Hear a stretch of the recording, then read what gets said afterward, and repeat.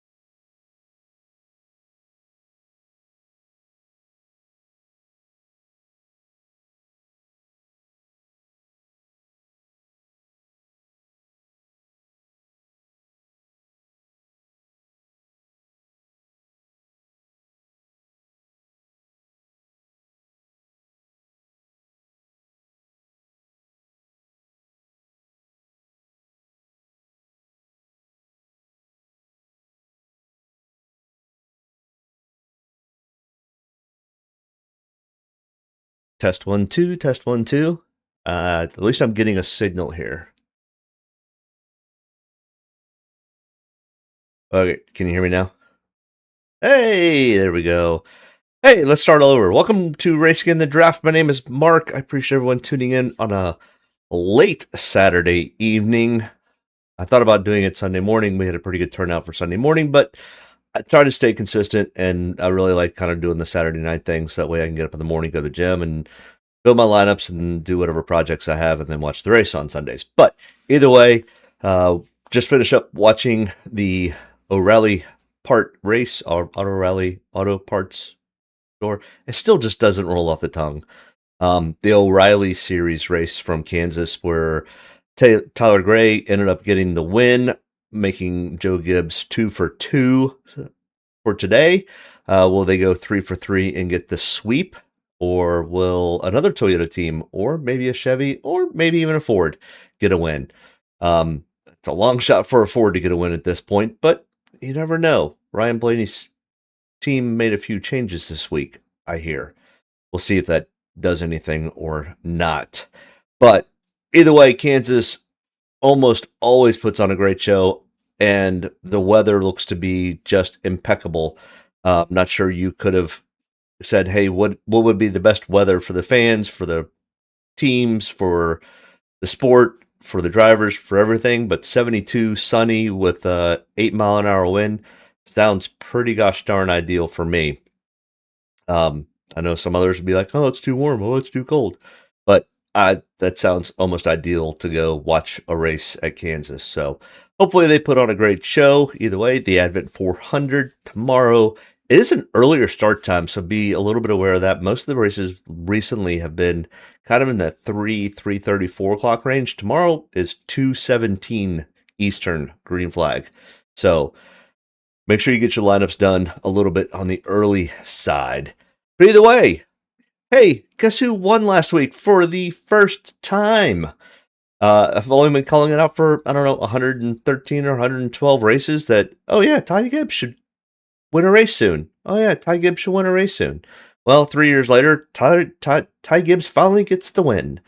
Gets that monkey off his back, and maybe the naysayers who don't like Ty Gibbs and think he was born with a silver spoon in his mouth, which he kind of was. I mean, he was born into the Gibbs family. They were pretty wealthy to begin with. But the kid's got talent. Now, whether that is because of your grandfather or not, I mean, who knows? Who cares? I mean, all these race car drivers all were born with silver spoons in their mouth. You don't get to race in the trucks in Xfinity Series without having money. And for probably half of the Cup teams, they don't get to race in their race unless they've got sponsorship coming behind them. And typically that's a family member or a family friend or just a business partner who's been with you for a long time is willing to shell out the money to make you go race. The days of the Earnhardts and Petties and Labontes and those types of guys that, Mark Martins, who could just do it on sheer talent, don't exist anymore. It's a pay to play sport. Just what it is until you make it.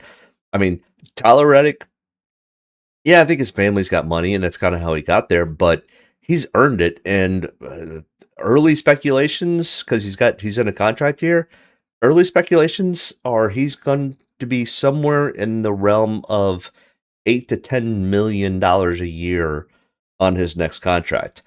Well, that's a pretty big boost to what was thought as an average salary for the NASCAR drivers a few years ago.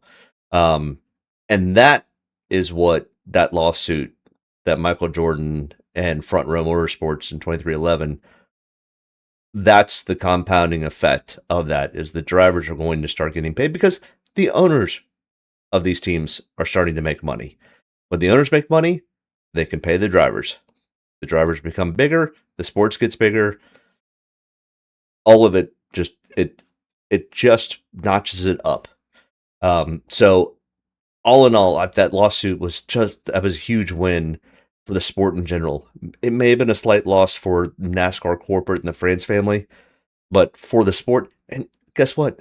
The France family is going to be fine. They're worth millions by more money than I will ever see in my lifetime. But either way, I appreciate everyone tuning in on a late Saturday. Ty Gibbs gets the win last week at Bristol, gets that monkey off his back. Could he go 2 for 2? His practice beats were okay today. We'll see. But either way, the optimal lineups for Bristol. It kind of turned out how I thought it would. I thought we'd have kind of close to that 1 to 2 dominators, which we did. Not a whole lot of place differential. We had a few. I didn't think we'd have 3 guys starting kind of in that top 8 and finishing in the top 5. But it honestly was a very typical Bristol race. The biggest downfall, and what I thought was going to be true, was the tires just did not fall off. Goodyear brought too good of a tire. I can't say I blame Goodyear for bringing a good tire to a racetrack, but it wasn't a good tire for fall off. It was very similar to what we saw a few years ago. Now you could make passes. There sometimes was enough fall off, but I think that depended on as much setup as it was the fall off the tire. I don't know. I mean, do I want the absolute S show that we had in the spring of 2024 where the tires wouldn't last 40 laps? Or do I want a tire that can last for 120 laps? I mean, somewhere in between would probably be best. And, a nice 60 to 80 lap tire that's not going to blow and it's not going to shred rubber chunks all over the track probably would be the best. But I would rather almost see the 40 laps where the tires are shredded than what we saw this past Sunday. But, beggars can't be choosers. We get some of those, we don't get some of them. But either way, Ryan Blaney started in first, came up with a second. Larson from 8th to 3rd. Ty Gibbs gets the win and the monkey off his back. But Ricky Stenhouse Jr. didn't see that one finishing in the optimal lineup. But, you got to have a couple of those cheapos, and that's what we got. We got a Todd Gillen and a Ricky Stenhouse Jr. I didn't think Todd Gillen would make it to 6th of all places. I figured he might move up and, get to a 17th or 20th, which probably would have worked out for the optimal lineup. But a 6th place finish for Todd Gillen, good for him. Great pit call and pit strategy by his team to get him to that spot. But either way, other drivers that did not make the optimal lineup: Joe Logano, Chase Briscoe, Denny Hamlin, Tyler Reddick, Carson Hocevar, Brad Kay, AJ with a 15th place finish. Good for him. AJ is making the most out of nothing. That is for sure. Bubba Wallace. Yeah, there wasn't a whole lot of place differential, which I kind of expected, to be perfectly honest. At least I was slightly more entertained than I thought I was going to be for a race where Kyle Larson led 284 of 500 laps. I am a Kyle Larson fan, but I don't ever want to see one driver just dominate like that. At least he never jumped out to a half, 3/4 of a lap lead. Andrew, what's going on? Got 2 tiebreaker contests tomorrow for 2 DK qualifier tickets. Okay. Not really a good single entry player. What's up, Daniel? How's the baby doing? So we definitely need to look at Andrew's.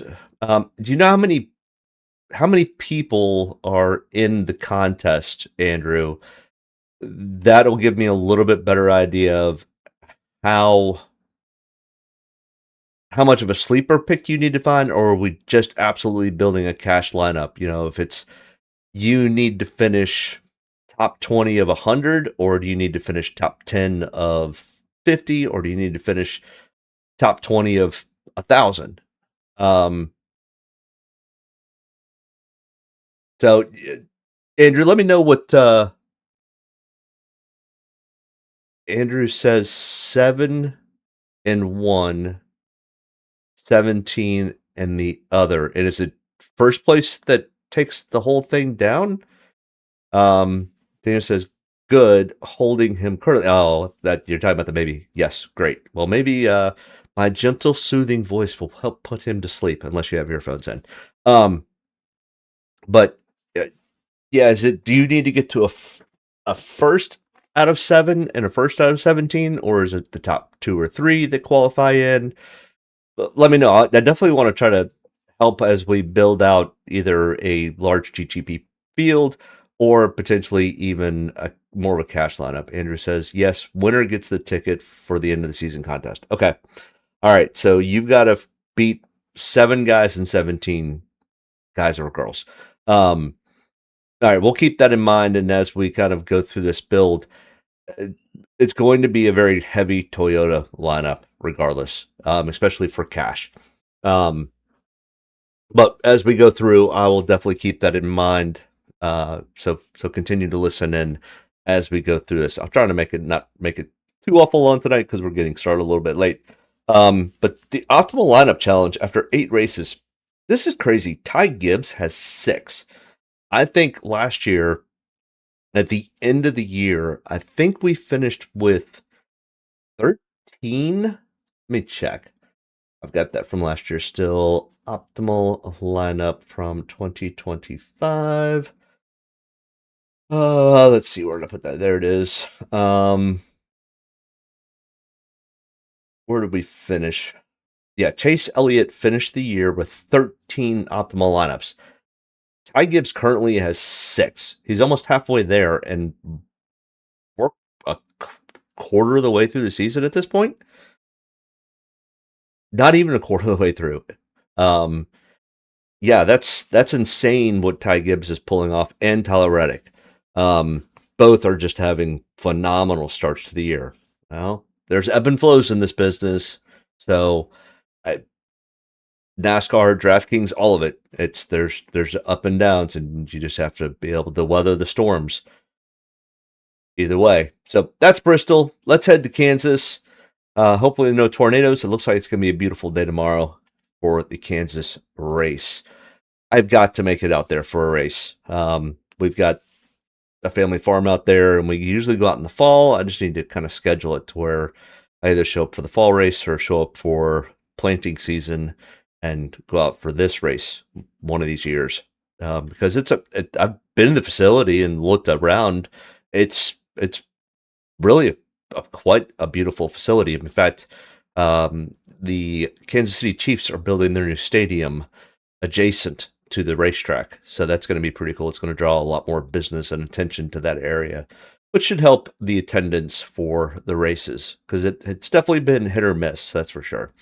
Either way, this track type is a intermediate D-shaped oval. The track length is 1.5 miles in length. It's progressive turns, 17 to 20 degrees in the turns. This race length is 267 laps, which I think is almost perfect. Dominator, the stage breaks are at 80, 165, and 267. So we get about two 80-lap runs and about a 100-lap run is what it really kind of boils down to. And I really wish NASCAR would get rid of the actual caution being thrown and just give the stage points, or when they throw the caution, at that point they stop counting laps until they go back green, or caution stage breaks. Regular cautions continue to keep counting the laps, but the caution for a stage break, those caution laps shouldn't count. I don't like it. That's just my personal opinion. But we've got 80 and then 165, which is 85 more laps. The problem is they're going to run 7 or 8 laps of caution, so it's actually going to be second stage is less than the first stage. And then from there, it'll be about a 95 lap run to the end. Either way, looking back at the last year's 2 races, they will make a pit stop somewhere around lap between 35 to 40. Some will come a little bit earlier, some will wait all the way to 40. They cannot run the entire 80 laps on fuel, so they go ahead and just split the difference because of the tire wear and the tire degradation that happens at Kansas. It's actually it's pretty high tire wear, to be honest. And the fall off is actually fairly significant. It's not quite as bad as Darlington, but we're starting to get more and more as this track begins to weather, and the weather in Kansas is very, very different summer to winter. The winters are really, really cold. It's very windy there, and the summers are really hot, winters are really cold. So that really kind of weathers a track in, and the same thing was happening in Atlanta. Even though it gets much colder in Kansas than it does at Atlanta, but it really weathers that track, and the track racing surface is really, really, it's a great surface because it has lots of grip to begin, but it also will eat the tires up. And that's what makes the racing in Kansas so, so good. But either way, the 186 Dominator points, this is very similar to a build-up for Las Vegas, even though you will have a little bit more comers and goers at Kansas. It is a top dominant racetrack. You can race on the bottom, but the preferred line is around the top. It's very similar to Darlington in that way, especially once the tires get worn out, which can make it sometimes difficult to pass late, especially with the aerodynamics of the car. And they've made a couple of little tweaks that should maybe help it. But either way, this next-gen car has been pretty good about putting on really good races. There is an aero issue that happens when you try to make a pass, but it hasn't been as big of a deal the last few races there. Other tracks to compare to, of course, are Vegas, like we just talked about, Texas, Charlotte, Miami. You could probably even throw Darlington into the mix here. It's a 1.33 mile track, and its tire wear is as significant. In fact, it's a little bit more significant than Kansas, but it's definitely there. Optimal lineups. This is where we kind of look at where we need to fall with our points and how many Dominators we should need and how many place differentials and things of that nature. So I always find this part as important as actually going through all the drivers, because this kind of lines up for what we need to kind of look at and put under a microscope. It's fascinating the differences between the spring and the fall race. The spring race seems to be pretty tame, and the fall race seems to be a little bit more chaotic. No, I'm sorry, flip that. The spring race seems to be a little more chaotic. The fall race seems to be a little bit more tame. And you would think it'd be the opposite. Either way, we only have like 3 place differentials for the fall race last year, but we had 5 place differentials in the spring. We had one dominator for the spring race last year. Kyle Larson started first, finished first, led 221 of the 267 laps. And that could be part of it also, that you just had one driver that was so dominant that it really didn't matter. Everything else fell into place differential. I mean, after Kyle Larson, the most expensive driver on the board was $8,200, and we had $2,000 left over. That is something that I also noticed when I was putting this together, is all 4 of these races have well over $1,000 left of salary cap for the optimal. But then the fall race, the dominators were the guys that started up front. Now, was that because we were in the playoffs and the cream rises even more to the top? It's a little hard to say. But, if we look at the fall race, we've got, similar to the spring race, we had one dominator, Christopher Bell, 122 laps, but he was the only one to start in the top 10, finish in the top 10. Everything else is place differential. And then the spring race of 24, we had Kyle Larson starting in the top 10. Everybody else kind of falls into place differential.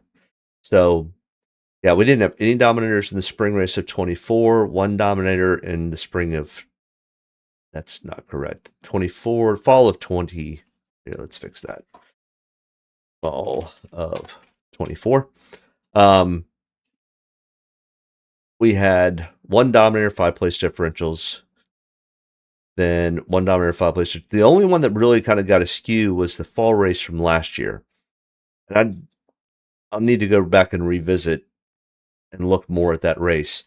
But this kind of gives us an idea of where we need to fall for Draftkings points and where we need to get to in correlation to salary cap. So I always go through and kind of find the most expensive driver who made the optimal lineup and the lowest point getter out of that. So Chase Elliott, what I'm saying is Chase Elliott, $9,000, only got right at 60 points. And of course, we had the dominators, Denny Hamlin, Christopher Bell, that were in the 70s and up to 109. But then I come over here, Chase Briscoe was the most expensive past Kyle Larson, and it was almost 59 points. Then in the fall of 2024, we had Chase Elliott at 64 points, and then Denny Hamlin at 11,300 at 76 points. So either way, it was between that 65 point range. So I think I called it 60 when we were looking at it. So that kind of gives us an idea. We're looking for probably at least one dominator, 2 guys, including that dominator, who are going to start in or around the top 10, finish there also. And then we're looking at probably 4 place differential as an average. They're all a little bit different, but that's kind of the average spot that we need to fall into. So then we've got that. Now what I like to do is kind of find my cutoff line of who has the best potential to be in the top 15 in Draftkings points. And that's kind of my top 15 drivers that I want to make sure that I target the most. And when I say by targeting the most, I want to run them 20 to 50% of my lineups with those drivers. Then I have kind of a sub-target, which ends up being kind of that 10 to 20% range of drivers that I'll run.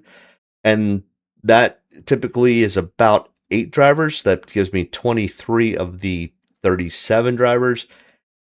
And then kind of almost, there's another set of like 5 or 6 drivers that will be under 10% owned that I'll kind of fill out the field. And that's kind of how I build it. But the cutoff line is about 34.3 points, about 34 points to be in the top 15 of Draftkings points. And the correlation to where they start the race is also, I think, kind of crucial also. And how many are coming from the front row that make the top 15? Well, as we see, oops, that's not correct. That's Darlington. I don't know why that's Darlington. I had it correct earlier. Either way, the Kansas one is correct. Let me pull it up real quick just to make sure, because I don't ever want to tell somebody wrong.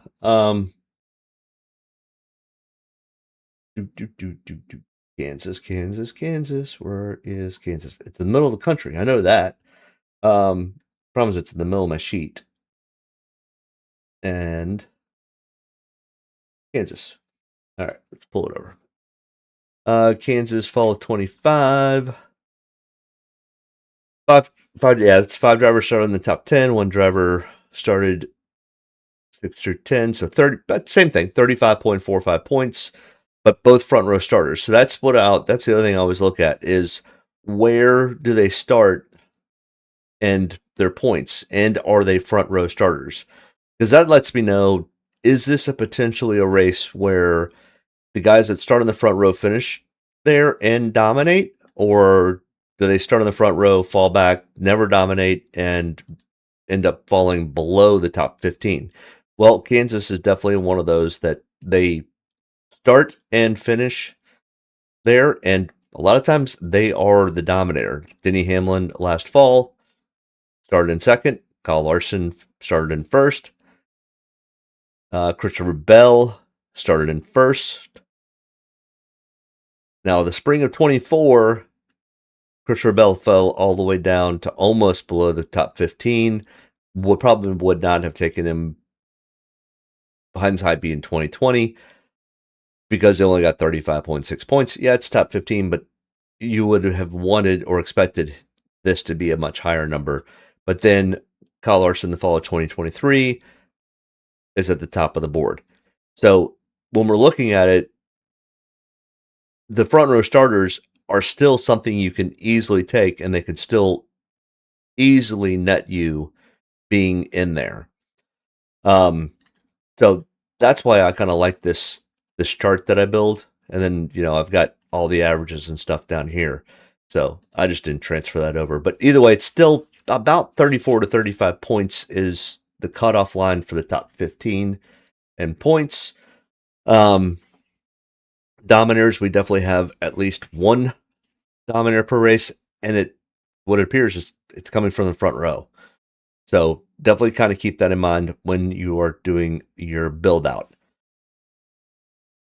All right, and if we look over here, if we're looking for who's starting from the front row, well, we got Tyler Reddick, and on my ranking system, he is coming in 8th.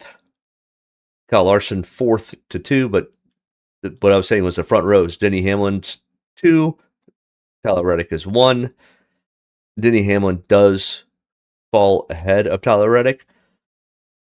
So it's which one of those do you take to potentially be your dominator? Or can both be? Because we've seen races that have had both in the top 15 in points. You just got to pick. Do you really want to put both of them? It's really risky to take the first and second place starter. Because if either one of them have an issue, then your lineup is done. So Andrew, definitely do not take the first and second place starter. History tells us that's very risky. So that's kind of how I end up starting what I'm looking for, especially for GPP plays. Cash plays, it does become a little bit different, or in Andrew's case, trying to win an outright tournament. Because you don't really want to throw a whole lot of darts at it. And if you get beat by somebody throwing a dart and taking a Rally Herbst to win or to finish and be in the optimal lineup, that just isn't going to happen either. I would take the first and second place driver before I put Rally Herbst in a lineup this week. But either way, let's kind of break these drivers down one by one and kind of see where they're at. This is a more detailed look at Denny Hamlin's page. The rest of these pages are all the same. I just won't go into full detail for each one, or we'll be here till maybe green flag tomorrow. Either way, we're looking at the last 5 Kansas races. That correlates to this line here. In the last 5 races, Denny Hamlin does not have a win, but has 3 top 5s, 4 top 10s, 4 top 20s, a 60.8 DraftKings average, an average finish of 10.6, but an average running position for those 5 races of 8.4. Denny Hamlin finished second in this race, which was the fall race from last year. In the total full history for Kansas, Denny Hamlin has 35 total starts with 4 wins. He does lead active drivers with the most wins at 4. 15 out of 35 of those races he's finished in the top 5. 17 times he's finished in the top 10. And 29 out of 35 he's finished in the top 20 with a 12.1 average finish. Then if we kind of go back up here, his price in DraftKings is $11,000. He is starting outside pole in second. His practice speeds were third on single lap. He did 34 total laps of practice and was 5th in the 10-lap consecutive average. Pretty solid practice all the way around. Then if we actually look at what does it look like on the graph, Denny Hamlin is in the yellow, and down over here, if you can't quite see it, it's between the 29.5 and 30, so about a 29.7 was their fastest practice speed right out of the pits, fresh tires, and then they fall off after that. And they fall off all the way to almost 31.5. So almost a full second and a half after 25 laps. So that's why by about lap 30, 34, they're done and they need new tires. So to get to that 80 lap run, you almost could say you could stop even a second time and flip the stage if you don't think you would go a lap down, but you with 30-second lap time, you're going to go a lap down. Unless you go 30-30 and you do a 20-lap run, you might be able to get back on the lead lap, but then you're still stuck. You'd still have to pit with everyone else because you would need tires again. So I don't think that really ends up being the way to do it. But either way, our constant drivers are Bubba Wallace and Tyler Reddick. 2311. 2311 was pretty darn good here in practice. All the Joe Gibbs and 2311 cars were very good here. Hendrick usually gives the Toyotas a run for their money, and they still might, but their practice speeds were not quite as good as I wanted to see. But the Fords were just as bad, if not a little bit worse. So I don't know. This could, if practice is any indication, we're going to have a 1 through 7 or 8 where it's Joe Gibbs and 2311.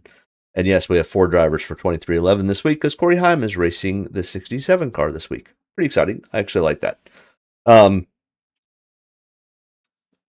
So that's kind of what our look at practice speeds. I mean, Denny Hamlin's were perfectly fine. We had a couple laps were looks like a, I don't know, mouse or cat ears or something going on here. I don't know. It's kind of weird.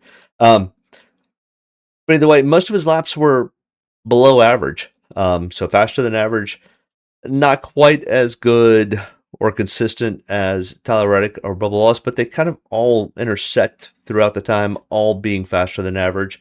So Denny Hamlin, no problems with Denny Hamlin at all. His experience level here is extremely good. And Denny Hamlin's ability to take care of his tires will absolutely be one of the factors I look at. I really, really like Denny Hamlin as a dominator for this race. He won the Kansas race earlier this year when he had practice speeds and qualifying speeds like this. In my opinion, this lines up extremely, extremely well as a Denny Hamlin style race. So you can easily take a Tyler Reddick or Denny Hamlin. I'm leaning in, if somebody said, okay, what if you had to take one of the two, what's your percentages? I'm putting Denny Hamlin at 65-70%. Not that I'm going to run him that much in a lineup, but I'm much more on the 70% Denny Hamlin, 30% Tyler Reddick. This track is much more conducive for Denny Hamlin than it is for Tyler Reddick. Even though I think Tyler Reddick easily could finish top 5. I just think that Denny Hamlin ends up leading more laps. So, and that's what I'm saying. Do both of them fall in the top 15 in DraftKings points? Yes. Do I think Denny Hamlin outruns Tyler Reddick? 70% of me said yes, 30% says no. Oh yeah, the other thing I added. Oh yeah, we didn't do this yet. I did finally get through all of the research for the last 4 races, pit stops. In fact, I can even show you this, the pit stop rankings. So what I was able to do was I found somebody who had recorded all of the 4 tire pit stops, green flag and during caution, and the pit crew times that it took to change the 4 tires. And we've got Vegas, Darlington, Martinsville, and Bristol, and the averages. And then this is the top of the average, which is Christopher Bell, then Chase Elliott, Denny Hamlin, Chris Buescher, and so on. And the big one that everybody's been talking about this week is Ryan Blaney at 27th. Yep, 27th. That is definitely an issue. Surprising ones are, and this is be good for Family Guy, or Family Man. Zane Smith is up here. Austin Hendrick is up here. Ty Gibbs is up here. Daniel Suarez with a top 10 average pit crew speed. As we continue to go down, I mean, look at Joe Logano and Austin Hendrick. How are those two Penske drivers beating Ryan Blaney's team by a significant amount, pit stop to pit stop, but Ryan Blaney's kicking the living crap out of them in the race? That just tells you how good Ryan Blaney is. But it also comes down here. Look how slow Cody Wares is. And this is what I was talking about. What's surprising, though, is look how slow John Hunter Nemechek's is. That's bad. That's a real indication of why John Hunter Nemechek is really struggling this year. He's also struggling on the track, but when you're doing 10.39s and your competition's almost 2 seconds faster with pit stops, that's pretty bad. And Carson Hocevar is way outperforming his pit crew with a 9.9.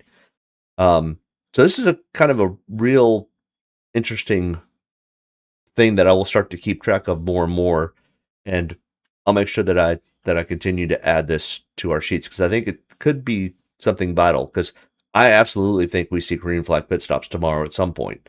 I don't think it's going to be a caution-filled race. I think we'll have cautions, but I don't think it's going to be a caution-filled. Anderson says, I like the pit crew rank. I have never been able to find that data. So, Boz, somebody, I can't, let me see if I can find him on Twitter. I've been following him forever on Twitter, and he's always got really, really cool stuff. Let's see if I can find his page, because I'll give him the credit for this. Bozy. Yeah, Bozy. I'm not even going to try to butcher it, because I don't want to butcher somebody's name. He does a lot of different stuff for sports, but mostly he does NASCAR. I mean, he's doing Indy, looks like this weekend, or he's reposting. I guess he's out in California for the Indy race, but either way, he does a Substack. And inside that Substack, he has got that information. Yeah, let's see, so many people at Long Beach practice qualifying. So I guess he's out there with one of the teams. I'm not real sure. But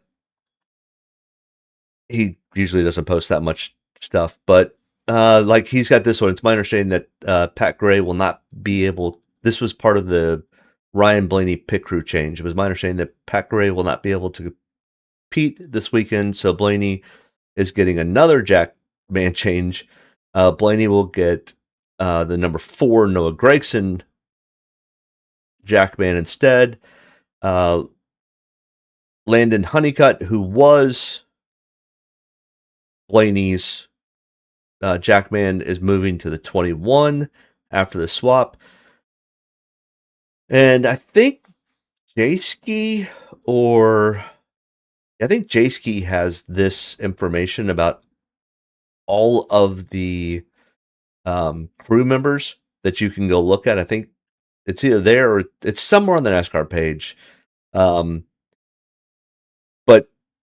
Bozy talks about this stuff a lot. And then, like I said, if you go, he's just doing a bunch of IndyCar stuff this weekend. Let me see if I can find. Pretty cool cars he's doing. He's also got some other cool stuff. And I wish I could figure out this Galaxy race simulation app that this guy and Bozy have been working on. Bozy's also got a lot of the same data that I collect with lap times and things like that. He's just got some cool graphics that go along with it. But definitely go give him a follow. He's got some really great information. He also does a podcast with Dirty Mo. It's called the Dirty Mo Overdrive.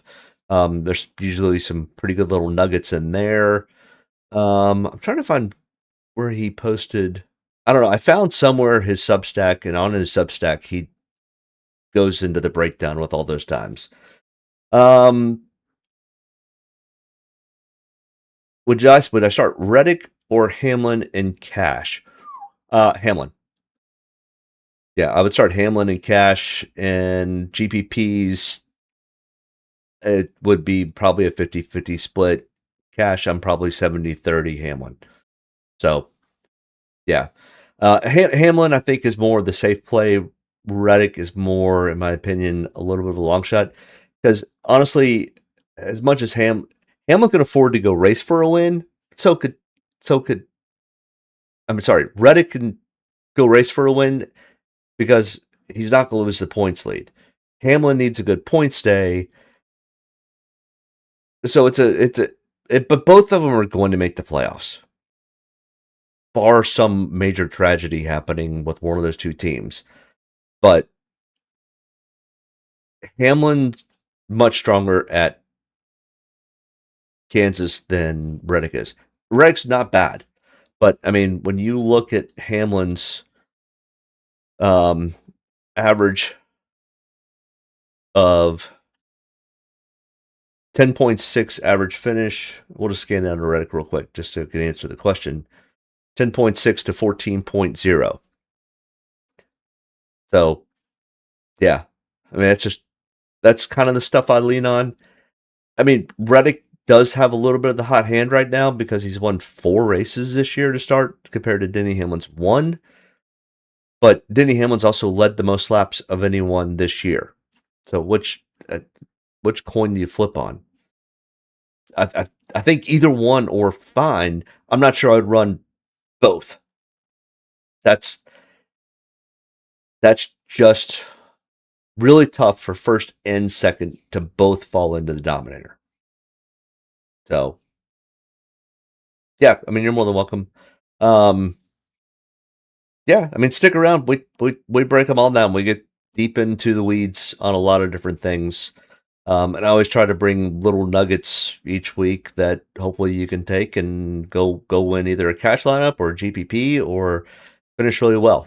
So, next in line here is Christopher. Oh, let's put Denny Hamlin on the calculator. What does Denny Hamlin need to do to get to this 65 point range? Starting in second, he's going to need to lead some laps. That's for sure. So we'll even have him finish in second, but how many laps would Denny Hamlin need to lead? Let's give him 60. And have 20 fast laps. It's probably close to being about right. I think it's probably closer to 4-1 or 3-1, that's 3-1 would be about right here. I don't think it's 2-for-1 on the mile and a half set. I need to get a much better sense on what the laps led to fast laps break down to, because it short tracks, it ends up being a little closer to a 2-for-1, where these mile and a halves, it's more of a 3 or 4-to-1. But that gives him 66 points. He doesn't even need to go win. Lead 60 of the 267 laps, have 20 fast laps, finish in second, and it's 66 points. Now, you fall to fifth, and you're at 60. And that becomes, you're kind of in danger zone there. Somebody's at a rock concert, just wanted to say hello. Well, hello, interesting places. Thanks for joining. Camcare, hello, sir. Appreciate all your work you do. Just wondering if you grew up in Virginia. Yes, I grew up in Roanoke. Grew up in Roanoke, lived there till I graduated high school, went to college around Roanoke, then got a job working for Outback Steakhouse and worked for Outback in Roanoke, Blacksburg, Princeton, Beckley, Danville, Williamsburg, and now live in Richmond. Been in Richmond for about 11 years. But I lived in Blacksburg for 25 years. Used to do interviews at Virginia Raceways with the local station. Was wondering if you ever heard of Bill Jones. No, I've not heard the name Bill Jones. But he used to do interviews at Virginia Raceways for local stations. What part of Virginia was Bill Jones at? But the name does not ring a bell. But I was definitely Richmond, South and West. You believe in Richmond? I've only been in Richmond for the last 10 or 11 years. If it was a long time ago, I may not know who Bill is. So, but yeah, I mean, is he still doing anything, or is he kind of moved on, or whatever? So, but either way, Denny Hamlin could lead 60 laps, have 20 fast laps, and finish in fifth, and still probably get close enough to be making optimal lineup, depending on how the lineups fall. Christopher Bell, 10,700, starting in 11th. Maybe a little bit of place differential potential here, but not a whole lot. His practice speeds were 8th in single lap, 3rd in 10 lap. The Toyotas were fast all the way around. Really distinct voice, just a shot. No, just salesman, but very cool to talk NASCAR history with. Yeah. Yeah, I mean, I love some of the old NASCAR history stuff. And yeah, if he grew up in Richmond, if you know who he is and want to put me in contact with him, I'd love to. Maybe I'll do an interview with him or something. We could talk a little bit of history in the sport and things of that nature. So yeah, if you know who he is, I always love to talk NASCAR history with people. I've been following and watching the sport for a very, very long time. But back to DraftKings and NASCAR. I appreciate you tuning in, Kim. Let me know if he's still around or if you have a contact or anything. Christopher Bell, 10,700, starting 11th. He was 8th and 3rd in practice. I mean, the last 5 races, he's finished in the top 10 for every race. 5.2 average finish. Remember, Denny Hamlin was at a 10.6. So Christopher Bell is very consistent with finishing in the top 10. Definitely something to keep an eye on. He was fairly decent in practice, being in the top 10 for both in speed. And if we look at his chart, he is in the yellow. I mean, honestly, he was as consistent or potentially even faster. Part of the early speed for Christopher Bell was he was in, and I meant to fix this, but he was in Group 1, not Group 2, because he had a pretty tough Bristol race, which put him in the first group, which is the faster group but slower group for qualifying. So for him to qualify in 11th was actually a pretty good qualifying spot. And his practice speeds were actually really good. I like the Christopher Bell play a lot. If I have a feeling the way my lineups are probably going to end up getting built is if I'm taking a Denny Hamlin, I'm probably going to take a Christopher Bell. If I take a Christopher Bell, I could also, instead of Denny Hamlin, I think it's a Christopher Bell, Denny Hamlin play, Christopher Bell, Kyle Larson, a Christopher Bell, and Tyler Reddick. I'm not sure I would put. I don't think, but I think you end up spending too much money. This is not one of those tracks that I think will work out well to run 3 guys all starting closer into the top 10. So I think if you're going to take Christopher Bell, I think you're fine taking one of the guys that are starting in the top 3, but I wouldn't take 2 guys that are starting in the top 3 and a Christopher Bell, if that makes sense. Because his practice speeds were actually really, really good. So if we put it on the chart here, it's going to be tough for him to get up and lead laps, at least in the first stage. He might be able to get there the second or third stage. So I think that limits the amount of laps led that he has. Let's say he stays consistent with that, top 10 type of finish. He finishes in 6th, but he is able to get up and lead 20 laps and has 10 fast laps. Well, that's only 52.5 points, which probably isn't enough. And that's kind of the magic here is he's going to need to lead laps or have more fast laps or finish much higher. Makes it a little more difficult. So let's keep him like at a 4th place finish. Is 40 laps enough? And 15 fast laps? It puts him close. So it's a little bit tougher because the thought process is if we think Denny Hamlin or Tyler Reddick are going to jump out and they're going to at least lead the first probably 35 to 40 laps over the race. And when going back and looking at it, that kind of, unless there was a caution between the start and lap 35, that's kind of how things fell. If there happens to be a caution somewhere in there, it really depends on when that caution is. If it's lap 5, the front runners aren't coming in unless they feel something really off with their car. If it's at lap 30, they're all going to come in because they were probably going to be coming in anyways in 5 laps. And the tire difference between somebody who doesn't come in and comes in, it's too great.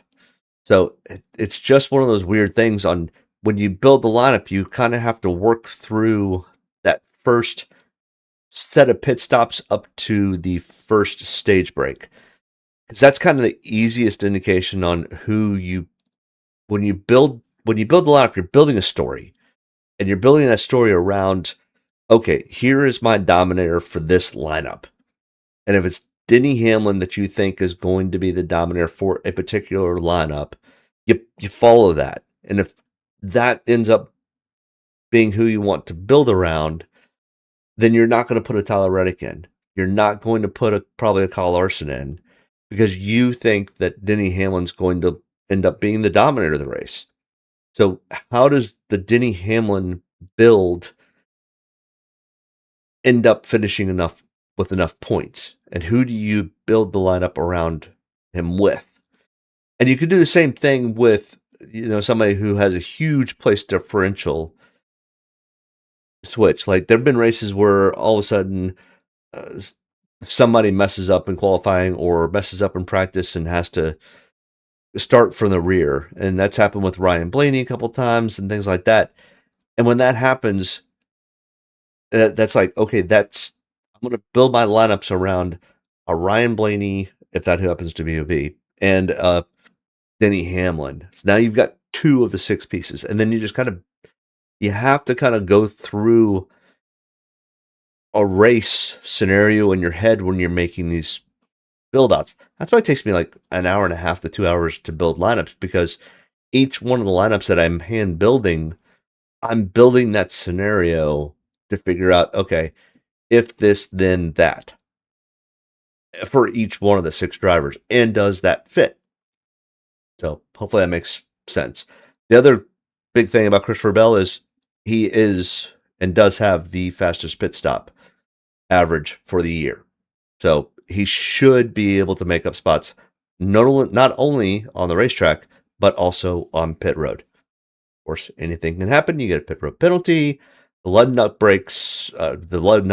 the gun breaks, or whatever. So all of those things can happen.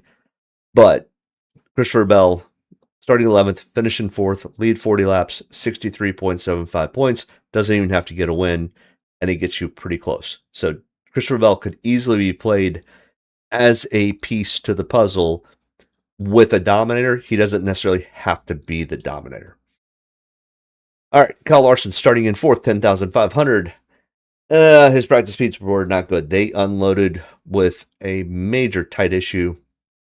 He only ran the first 2 laps of practice and then jumped straight down to pit road. They made adjustments. He was able to get a little bit faster. He never did a 10-lap consecutive average. But if we look at his body of work for the last 5 races at Kansas, 2 wins, 3 top 5s, 4 top 10s, 4 top 20s, 7.6 average finish, a little bit better than Denny Hamlin. Not quite as good as Christopher Bell, but still really, really good and solid.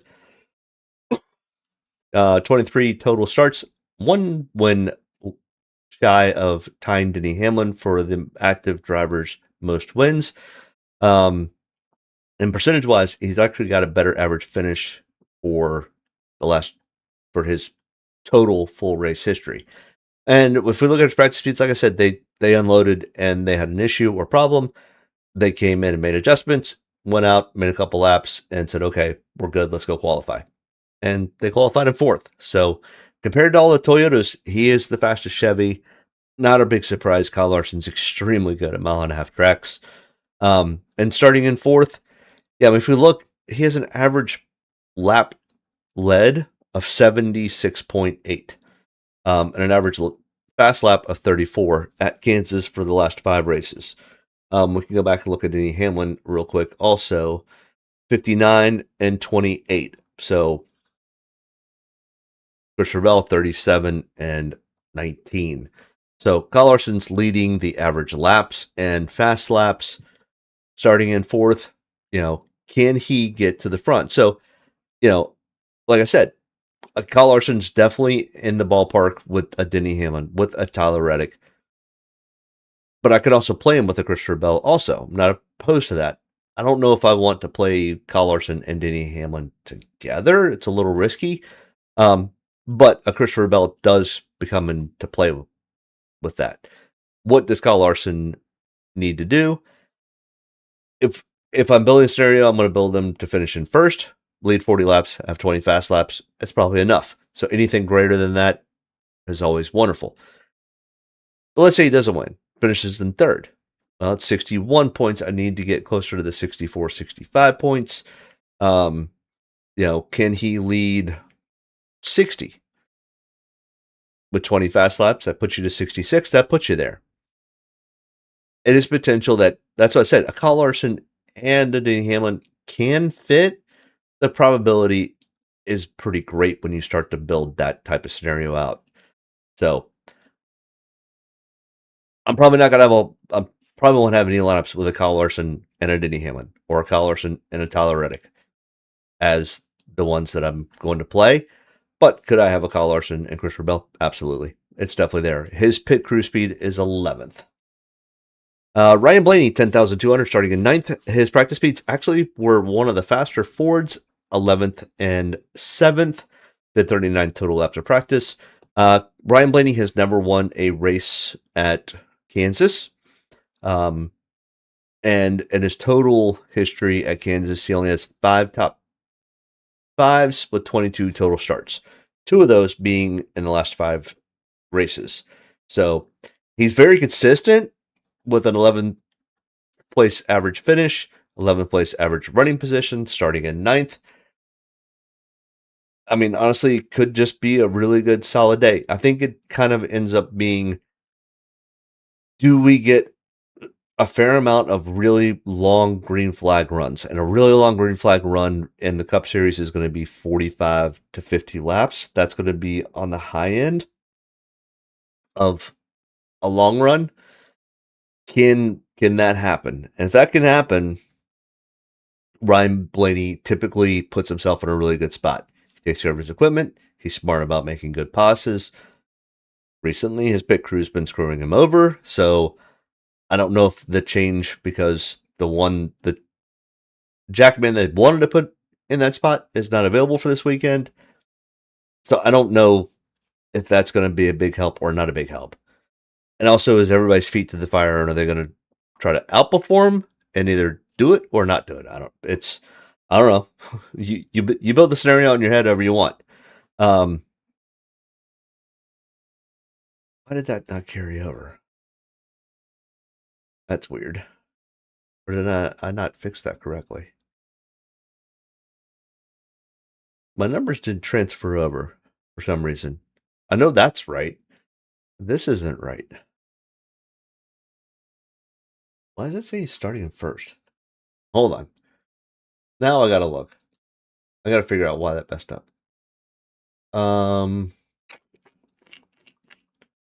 Where that's in here. This is the little secret behind the sauce here. So I put all this stuff in, and it puts me all the way over to here. Why is Ryan Blaney not? Oh, I just didn't do it right. Never mind. That's just because I'm an idiot. That's why it didn't work. Here, we'll just do this. We'll fix it on the fly. You can see me how I do this each week. So, screenshot, move, paste, change, clipboard. Bingo. Done. All right, so that's done. That's how I end up doing it. Is I build it all out, and then I can just copy and paste over. So starting at 9th, 8.3 average finish. Honestly, I think this is Ryan Blaney starts in the top 10, finishes in the top 10. Is that going to be enough? Maybe. Ryan Blaney is also one that typically will run long. And at that point, that's when he'll get some laps led. He and Brad Keselowski are both really good at running 5 to 10 laps longer than everyone else because they were able to save their tires. And then they'll lead some laps when they do that. Good, bad, indifferent. It all depends on when the cautions fall. But the Penske's and the Fords definitely do it a lot. Denny Hamlin will fall into that a little bit, but Brad Keselowski, Ryan Blaney, Joey are all notorious for always running a little bit longer. I just don't know if the Fords maybe have a little bit better fuel mileage, or they just know, hey, we're going to take care of our tires. But that's how Ryan Blaney, in my opinion, is going to lead some laps here. So he starts in 9th, finishes in 6th, but he's able to lead 25 laps and have 10 fast laps. It's 51.75. It's enough to be in the top 15, but it's not probably enough to make optimal. I don't mind taking a few shots with Ryan Blaney to be different, but I don't love it to be a dominator. And I don't know how well it pairs with either a Hamlin, a Larson, or a Reddick. Maybe if there's a Christopher Bell play, like if you're going to run Hamlin and Bell, maybe you can then also run, if you're running a large GP field, you could run, you run one with a Hamlin Bell, and then the next one you run a Hamlin Blaney, and then you can run the other 4 the same. So that's where I kind of see Blaney fitting into this mix. But I mean, Blaney was really one of the few Fords that were actually good in practice. We've also seen Fords do this before where they kind of bluffed a little bit, or unintentionally or intentionally, unsure. And then they show up on race day and they end up having 3 cars in the top 5. So I've also seen them do that. But I don't know. The Fords did not look really that good in practice, and they didn't look good in practice at Darlington. The last time we had speed and high tire wear, and Joe Logano ended up being a complete mess. Just like William Byron ended up being a complete mess last week, and glad I've faded William Byron. I think I ended up having 27% ownership, where the field was at like 40. So, and I think I even told you guys last week, play him, but don't play him heavy. And glad I didn't do that. He was in the first practice group, which was the faster practice group, but he still wasn't super fast in practice until the long run. And we'll look at that long run speed here in a minute. He's actually one of the better, much better drivers for the long run speed. Really liked his chart. But either way, I mean, pretty consistent starting in 14th. Easily, I think William Byron could easily get played into, especially maybe a Tyler Reddick play, because Tyler Reddick's a little less expensive. You could play a William Byron, Christopher Bell, and a Tyler Reddick together. May not be a bad fit. But we look at his speeds. He was not super fast at the beginning, so he didn't beat up his tires right out of the gate. But, I mean, this is one of the flattest. It's not super flat, but considering where everybody else is, he was consistently better than the average by a tenth or two for the entire practice time, though, and ends up being almost a half a second faster by lap 24. Long run speed for William Byron looks extremely good. And his pit crew is 13th. Not bad, not great. Probably going to hold its own on a yellow flag, on a caution stop. Might be able to gain him a couple spots at a green flag spot, but it probably holds his own. I do not mind the William Byron. He's going to be looking for a rebound. He's struggled a little bit on the start of this year. It's never been awful, but it's never been great either. I think they're probably going to they're looking for a race that, I mean, if they get the chance to dominate it and win it, they're going to take it. They're also looking for, let's just go get a solid top 5, top 10 day, not make mistakes, not beat ourselves up any further than we already did. Let's go finish 4th and be happy with it. Well, from 14th to 4th, that's kind of the story that I built in my head for what I think William Byron needs to do or probably might do for this weekend. Of course, if he's got the car to go out and win, he's absolutely going to go win. But they're going to be super happy getting a top 5 finish. And let's say he's able to lead, 15 laps and have 7 fast laps, 2 for 1.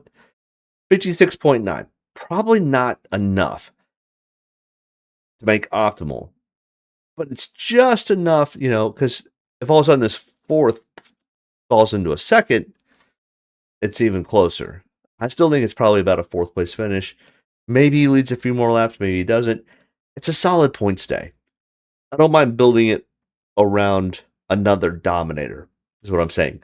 But he is pricey, so be a little careful. Chase Briscoe, 9,800, starting in 5th. His practice speeds were right there with the Toyotas. He was 4th in single lap, 6th in 10-lap consecutive average. You want to talk about somebody who absolutely has dug themselves out of a hole from a really tough start to the year. Chase Briscoe is now within single digits of making the top 16 for the playoffs. He was, I think, like 4 weeks ago, he was 32nd in points, and he's literally almost flipped it and gotten himself into the chase. Great for him. And this track's not bad for him. He is starting in 5th, though. So it's the Chase Briscoe play, I don't really know where to put him. Because then I look at his practice speeds, and it's like, oh boy, you fired off fast, but then you just fell off a cliff. This concerns me. From lap 8 on, you had 1 lap better than average, and you went out and qualified 5th. This is concerning for me for taking Chase Briscoe. And watching his races so far this year, this chart is exactly what his races do. He goes out, fires off, gets starting in the top 5, starting in the top 10, and then just fades like a rock. And sometimes he's able to battle back up and get close to a top 10, but the problem is you get back here, he falls back to 15th to 20th. He's frustrated. He's mad. He's now having to fight with the Eric Joneses and John Hunter Nemecheks and the like. Not that they're not bad. It just becomes much more of a bar brawl back there than a gentlemanly boxing match between 1 through 5. It's just an absolute bar brawl back here. And that's what ends up happening. And Chase Brennan ends up falling back. His pit crew is also the 23rd fastest pit crew. Not great. It's worse than the average. Because if you got to think, 40 drivers start, and he's 23rd. He's on the back half. Is he trending in the right direction? Yes. Are all the other indicators there? I don't know. I don't love the 5th place starting spot. If you were starting 15th, I'd be like, all right, I'm willing to take some shots here at $9,800. His best finish in the last 5 races is 4th, and he's starting in 5th. So if you're starting in 5th, and he can match his best finish in 4th, and let's say he leads 15 laps and has 7 fast laps, it's 47.9. It doesn't work. We're 12 to 13 points away from optimal. I'm probably a fade on Chase Briscoe. Not an all-out fade, but I'm probably going to be... He's probably going to be my sub group after my top 15. So, maybe even single digit. Kind of build it out, and if all of a sudden I've got an extra $9,800 to spend, maybe I put him in. Tyler Reddick, $9,500, starting in 1st. He was 1st in practice. He was 2nd in 10-lap consecutive average.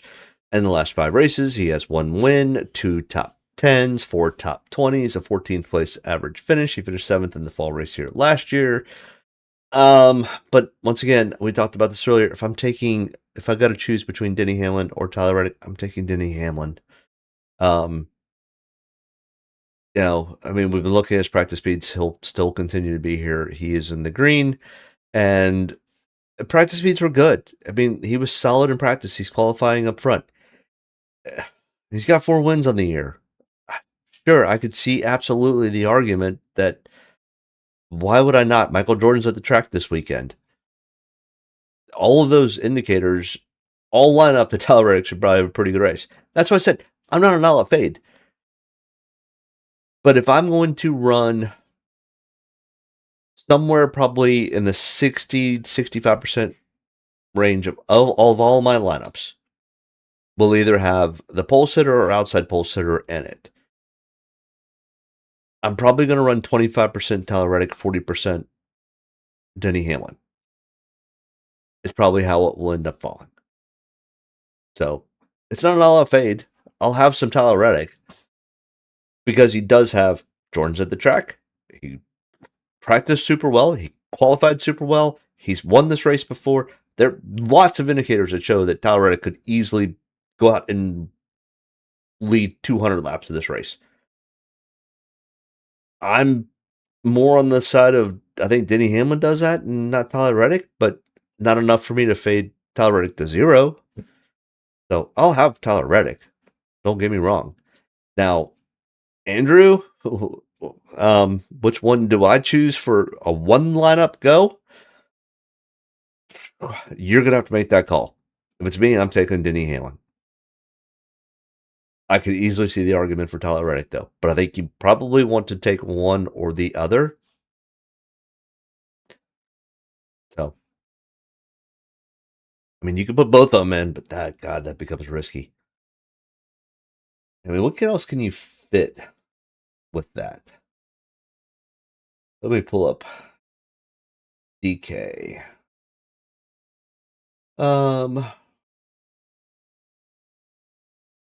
let's see. What do you end up if you take a Tyler Reddick and a Denny Hamlin? Let's see. You've got 30,000, 29.5 for 5 more drivers. You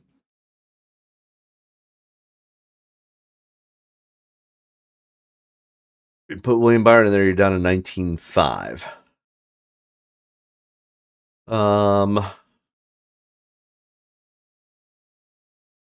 I mean, Bowman's decent here. Do you take a shot on Bowman? Maybe. Put Bowman in there.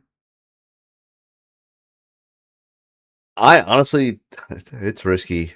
I think you now, Andrew, not for a cash game lineup, would I take Heim or Zilic. But I think for a GPP play, I think Heim or Zilic, either one of those play.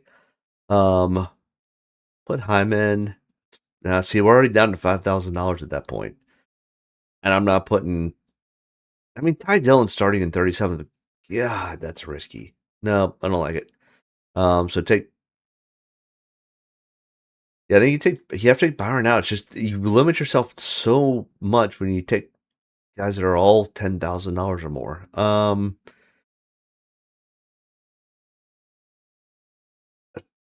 I mean, I'm wearing a Trackhouse shirt, so I'm definitely a fan, but Trackhouse is definitely a struggle right now. Brad K may not be a bad place. 7,900 Brad K leaves you with 7,100.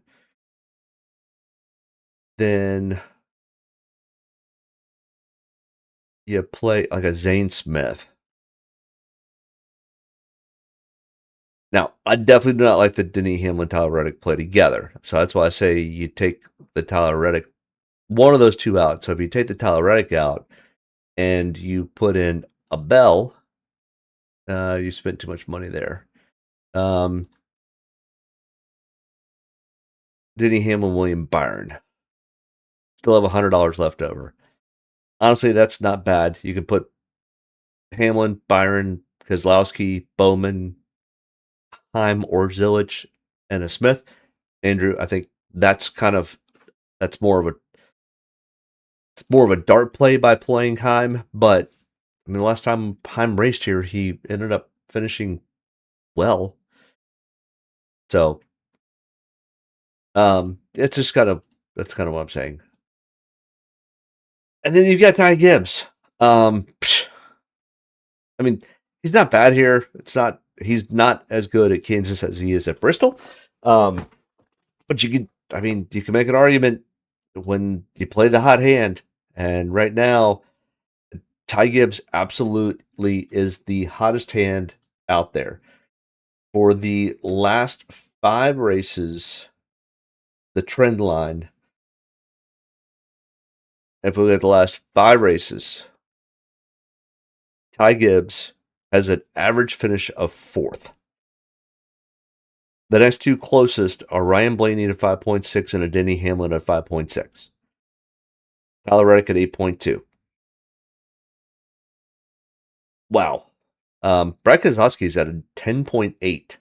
He is tied with Kyle Larson for average finish for the last 5 oval starts. Start to look down here. Eric Jones at a 16.8. So all these things I kind of find interesting and fascinating. I didn't put that over enough for you. But Ty Gibbs, the last 5 races, average finish of 4th. Kid's on a heater. Yeah, it's a tough call. I honestly think Denny Hamlin's the better cash play. That's my opinion. You're the one that's going to have to make that choice in it because I definitely do not want to be the one responsible for you either winning or not winning the ticket. But I could see an argument for running a Ty Gibbs or a Denny Hamlin or a Reddick. Not sure I play any of the 2 of them together. It's just asking too much. But yeah, I like Denny Hamlin at least for one of them, and then I mean Ty Gibbs is got the hotter hand than Reddick right now. Reddick's got a little bit better average finish here at Kansas. Look at the practice speeds, though. Tyler Reddick's in green and Ty Gibbs is in yellow. I mean, Tyler Reddick actually is probably a little bit better through here. Yeah, it's tough. I still think that's why I like Denny Hamlin probably the best. Ty Gibbs' pit crew is 5th. Reddick is 12th. And Denny Hamlin's, what was Denny's 3rd? Yeah. So Denny Hamlin has the better pit crew by numbers. Any given day, any given practice, or any given pit stop, one can beat the other one. But that's kind of where we're at. I lost track of where I was at. Ty Gibbs. So, yeah, I could put him on the calculator, but starting in 3rd, starting in 2nd, starting 1st, you're gonna have to go lead at least 40 laps or more, and finish at least where you start or better to make the optimal. So it's literally, you want them to be a dominator. Chase Elliott, the winner from last fall's race, and honestly, he probably shouldn't have won that race. It was a late call, late caution flag, late pit stop call. Not that he didn't deserve it, but it kind of fell into his lap, to be perfectly honest. He was there at the end to get it to happen. There's not that much of a fluke with it. He does average a 6.8, starting in 13th. I think it's one of those. Do you feel more comfortable taking a Denny Hamlin, one of those guys that are starting in the top 4, and a Christopher Bell, or one of those guys that are starting in the top 4 and a Chase Elliott? I think they play. Or potentially, what does that, let's see, does Ty Gibbs fit into that play at all with Chase Elliott? Let's see. Go with, what did I say? Chase Elliott and Bell and Gibbs. You got about 7,000 per. You could run a Brad. You'll have 13. You could run a Zane. Leaves you 67. Run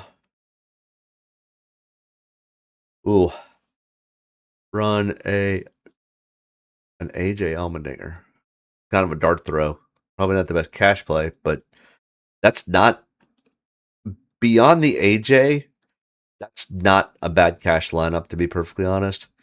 Because what you're looking for is the least risky play for a cash lineup. Elliott should probably easily get a top 10. Bell should. Gibbs should. Keselowski, probable. Zane Smith, probable. AJ, probable. At least your top 3 should finish top 10. And does AJ need to go finish top 10? Probably not. So that's not a bad lineup. That would be more of a cash lineup. The AJ is probably the only one dart, and it's not that bad of a dart. The only dart about it is he's with colleague, and they have no support by anybody. But that's been the case all year, and AJ's still been finishing well. So, Chase Elliott starting in 13th. Practice speeds were meh, average. Starting 13th, and he's average. Now, a Chase Elliott average typically ends up in the top 10. Not typically a top 5, but a top 10. If things fall right, then he gets a top 5. So I said, Chase Elliott's a great cash play. So I think, Chase Elliott, if you can really fit it, Chase Elliott, William Byron, or / Christopher Bell, and a Dominator, and then fill in the rest. Yeah. Joe Logano starting in 15th. I absolutely despise this call. I'm not going to go anywhere close to it. His practice speeds, other than the very back end, were not. He was god awful. And when he finished practice, I don't know if you watched practice, his tires were shredded. They were within 2 laps of being blowing out. And he has been god awful on 1.5 miles for a while now. 16.6 average finish. He's tied with Denny Hamlin for current driver with the most wins at Kansas, but not in the next gen era. 16.6, starting in 15th, and his practice speeds were about as bad as they were for Darlington. Not quite as bad, but they were close. I don't have any interest there. His pit crew is 7th, though. Way better than Blaney's 27th. Bubba Wallace, 2311. Bubba does have a win here at Kansas. He typically performed fairly well. Not recently, 20.8 average finish. But he was right there with Tyler Reddick. Second in single lap, first in 10 lap consecutive average. 2311 and Joe Gibbs Racing absolutely unloaded on fire. And typically when that happens, they stay on fire. So, yeah, Bubba Wallace, 8,500. Starting in 10th. I mean, there's room to be able to run him and kind of build it out. I mean, practice speeds, he's in the blue. I mean, he was really good throughout. I don't have a problem with Bubba Wallace.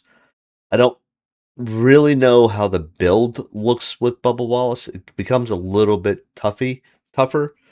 Tuffy, that's not really a word, but tougher. I mean,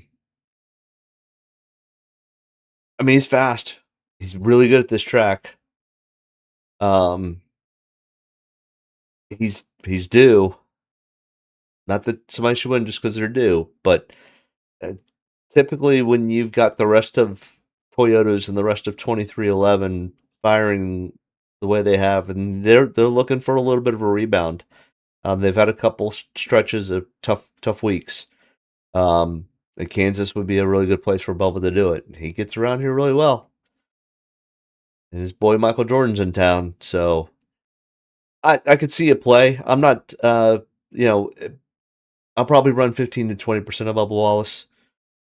Is he a must-have for Andrew for your lineup? I think it's a little bit of a risky play, to be perfectly honest. I think Christopher Bell is probably a better play, more expensive, but probably a better play. But both of them have been a little bit snake bitten recently.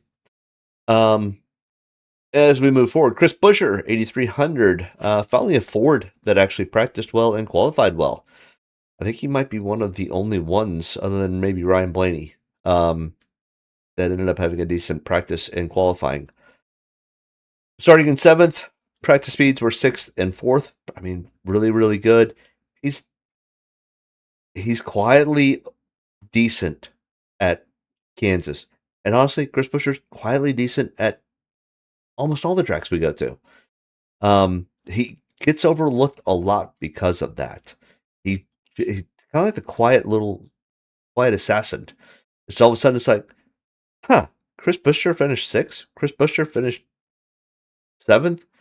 Oh, Chris Buescher's 5th in points. What? I mean, I don't know where he is right now currently in points, but it's literally one of those. Before you know it, all of a sudden you look over and you go, how was Chris Buescher running top 10 in the points?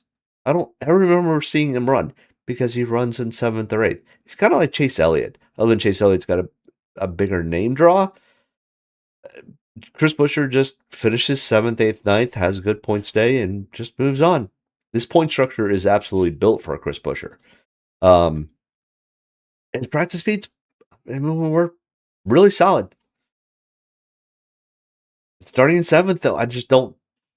It's really tough to build a lineup, especially for a GPP. Chris Buescher's probably a decent. If you could have a dart throw in a cash lineup, Chris Buescher's probably a decent dart throw, because he doesn't really fit with a normal cash lineup, even though he is absolutely a cash lineup driver. That makes sense because he's just always there. It's never a big flashy, I'm going to go out and dominate and lead 200 laps. I'm going to make up 20 spots on the racetrack for a PD. No, I'm just going to start in 7th, finish in 7th, and have, 5 fast laps. I mean, it's not enough. It gives you 39 points. But it's just one of those. He's just the quiet little assassin. Ross Chastain, I mean, Justin Marks, the owner of the team, was like, we are absolutely in a real rebuilding process. Currently, we'll be fine at the road courses. We're going to struggle at the ovals. The owner's own words. Is he bluffing? Maybe. I don't know. But Ross has really struggled. And the only one actually having somewhat success other than Darlington, or except other than Bristol? No. Where did SVG struggle so badly? Where did SVG struggle? Usually I'm really good at remembering this stuff. What's the last 5? The trend line for the last 5. SVG finished 11th at Phoenix. He finished 36th at Vegas. That's not good. 1.5-mile track. Almost a sister track to Kansas. At Darlington, he finished 14th. Martinsville, he finished 11th. And at Bristol, he finished 34th. Well, high tire wear. Okay, so SVG may be a little bit tough here. So buyer beware when we get to that one. But same thing with Ross Chastain. Trackhouse has struggled, and Justin Marks is saying, we're still rebuilding. We're going to continue to struggle. Practice speeds were worse than average for most of it. He is qualified in 31st. A ton of place differential. He's going to get a fair amount of ownership. But I don't know if he finishes any better than 20th, to be perfectly honest. His pit crew is right down the average pike. Starting in 31st, can he get to a 20th? Even if that's the case, it's only 36 points. That barely puts him in the top 15. Barely. That's with a 20th place finish. Now, at this track, his worst finish is 19th over the last 5 races. So, we'll give him a 13th. Puts him up to 50. That gets him close. That's... I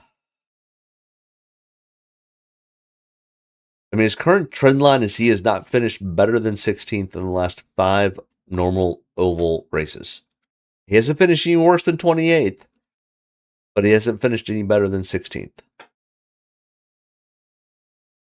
I think this is kind of a sucker bet. I think he finishes 20th, gets 36 points, ends up being top 15, but nowhere close enough to do anything with. So I think he pulls ownership because of his starting spot, but they have been a real struggle, and practice didn't show any signs that struggle is coming close to being over. So I'm probably going to be a fade on Ross. I'll probably be right maybe at the 10% ownership range. I honestly, yeah. Brad Kozlowski next in line here at 7,900, starting 21st. He was 27th and 26th in practice. In the last 5 races, he has 2 top 10s, no top 5s, 17.4 average finish.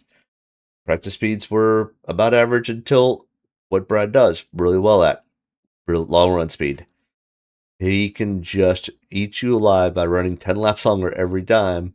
He'll let you go, and he's going to catch you at the end and just hope for that just the right call on that caution flag, and that's where he gets you. Yeah, I mean, can he stay consistent and getting top 10 finishes? Ryan Preece and Tyler Reddick have led, or completed every race on the lead lap of every race this year. 3 drivers: Ryan Preece, Brad Keselowski, Tyler Reddick. So Brad starting in 21st makes it to 10th. 5 fast laps, 47.5, right down the middle. Great tee shot down the fairway. Is that enough? Maybe. Depends on the build. Depends on how everything falls.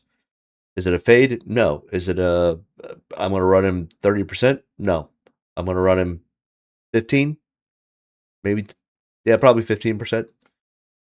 Carson Hocevar. I keep saying every week, I've got to get into a different mindset with Carson Hocevar and be willing to play him even when he's starting in the top 10. I just go, but he's not going to go dominate the race. He's not going to get enough points in place differential. He's not going to get enough fast laps to make a difference. I mean, the current trend line, even though Carson's been finishing well, let's look at the trend line on Carson Hocevar. Last 5 races. Carson Hocevar. 5 starts, best finishes 4th, has a 14.6 average finish, but he has an average starting spot of 11.8. He's got 1 top 5, 2 top 10s, 4 top 20s for the last 5 oval races. He has an average Draftkings of 30. That's exactly what I'm talking about. Same thing with Ross. Average of 20 Draftkings points. Buescher's actually at 36. Bubba Wallace is at 17. Where Denny Hamlin, Christopher Bell, Kyle Larson, this is for the last 5 oval races this year. As I said, any of these guys from Chase Elliott up could easily be playable for optimal. Joey Logano's at 30 DraftKings points on average for the last 5 races for the season. Bubba Wallace, 17.6. Buescher's at 36.5. Right there with Chase Briscoe. Great little tee shots. Drive it down the fairway. Brad Keselowski, 57.4. After that, you don't have any money on average. Todd Gilliland's okay. Eric Jones at a 32.9. Kind of a sleeper. Past that, there's nobody in the 30s except for Todd. And that's the stuff that I like to try to figure out. It's like, okay, what's actually going on here? Who can we actually take? And I mean, honestly, Carson Hocevar is just going to top 10 us to death, but never have any more than 30 points. Well, I need more than 30 points because 30 points doesn't get you in the top 15, much less get you to optimal. And I don't think Carson Hocevar is going to go out and dominate over Denny Hamlin or Kyle Larson at this track, or Ty Gibbs, or Tyler Reddick. So I'm probably I'm going to run Carson Hocevar 10% just for the sheer maybe what if we have back-to-back weeks with first-time winners. It's also his pit crew's 30th. That doesn't help things. He's going to get all the way up to 3rd. A caution or pit stop's going to happen, and he's going to fall back to 13th. And he's going to have to go drive his way all the way back up front, beating and banging on every car all the way up there and pissing everybody off. Alex Bowman, 7,600, starting at 33rd. I mean, I thought last weekend was not the right race for Alex Bowman to come back to. He literally was racing in a fishbowl. Literally trying to get over vertigo, and you're going to go race the place that gives you vertigo? I thought that was a really dumb move. But, I mean, I get it. You got to get back in the saddle somehow. Well, that experiment lasted, 40 laps? And his day was done. Kansas will be a little bit easier. He's got 11.2 average finish. 4 of the last 5 races, he's finished in the top 10. He's starting 33rd. His practice speeds were actually pretty good, 13th and 10th. I think honestly, Alex Bowman gets faded off of because people are going to be nervous or scared to take him. I honestly kind of am too. But I mean, his practice speeds actually were every one of them were better than average, and he is starting in 33rd.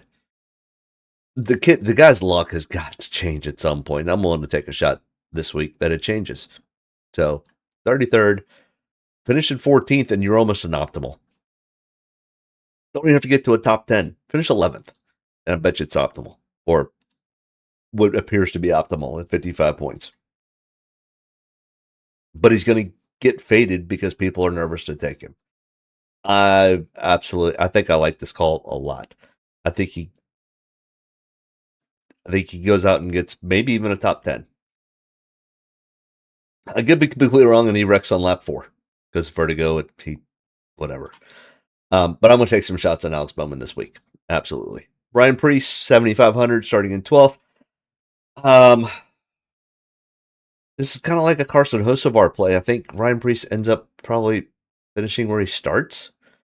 And at 7,500, that and oh god, I just looked at that. Look at this.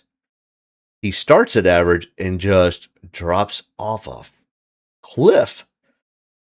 Wow. I didn't even notice that when I was putting this all together. That's really bad. Yeah. This high tire wear mile and a half track is not in Ryan Preece's wheelhouse. He can do them, but starting in 12th, probably more likely going to finish best at 12th. Probably closer to 22nd, 23rd, 24th. I'm going to be a fade off of Ryan Preece. And I really enjoy watching Ryan Preece have good finishes, but this is not it. Oh, Kyle Busch. Starting 23rd. Practice 29th, 24th. I mean, this is a broken record at this point. It's rinse and repeat with Kyle Busch. I just wonder how much longer he's just going to be like, you know what? I'm done with this whole thing. I'm going to be a Hall of Famer. I quit. I'm going to spend time with my family. He's got to be getting close to that point because it's just for a guy that's going to be a Hall of Famer and talked about forever. This has got to be so frustrating. And just absolutely has to be disappointing. I don't get it. If I'm Kyle Busch, I'm like, you know what? Screw it. I'm going to go run trucks. And I'm going to win 3 truck championships until my son can take over my ride. But I'm done driving these cup cars. Pit crews 18th. Practice speeds were awful or not good. Some week, somewhere in the future, Kyle Busch is going to make a fool out of me not putting him in lineups anymore. But I'm done putting him in lineups. It never turns out. So, and it's sad. And I've never been a big Kyle Busch fan. I was never a Kyle Busch hater, though. So I want Kyle Busch to do well. He was great for the sport. Austin Hendrick starting in 34th. Oh, I mean, this is another one that you just go, yeah, sure, there might be potential here. His practice speeds were meh, average. His 5 races here, he's never finished in the top 10 in 9 races, 24.3 average finish. In the last 5, he's once finished in the top 20th, never finished in the top 10. 28.6 average finish, starting in 34th. Practice speeds were meh, right down the middle, average. So maybe you get up to 21st, starting in 34th. I mean, I'm not sure that makes it worthwhile either. This is not going to be a track where all of a sudden it's Calamity Quarter, or we find a spot for him to fit well. 20th. Get you to 39.5 points.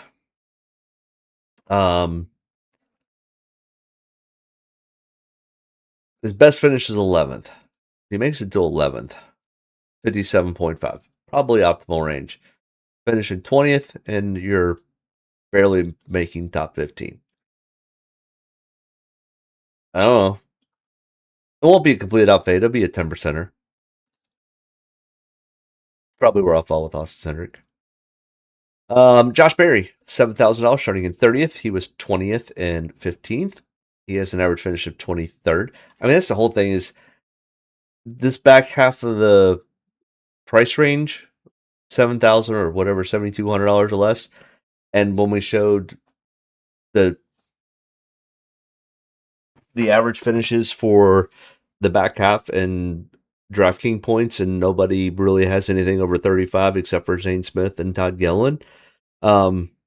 It's sub 10% ownership on everybody, and I'm just going to spread them out and hopefully get lucky on one of them. Josh Berry could easily be one of those. Josh Berry's really good at saving tires. He's pretty, but he finished in the top 10 once, top 20 twice, with a 23rd place average finish. But his pit crew's 34th. He's going to lose his spots on pit road. Practice speeds were good to start and mediocre at the tail end. I don't know. Best finish in the last 5 races is 6th. Best finish at Kansas is 6th in the last 5 races. And on the trend line, it's 10th. So we give him 10th, starting 30th. Is that enough? Might be. 10th. 55 points. That would be enough. But if you get to his average, 23rd, it's not. 27 points. Which one do you think you get? Or do you just move on and go to Corey Heim, starting in 24th, who has an average finish of 17.5?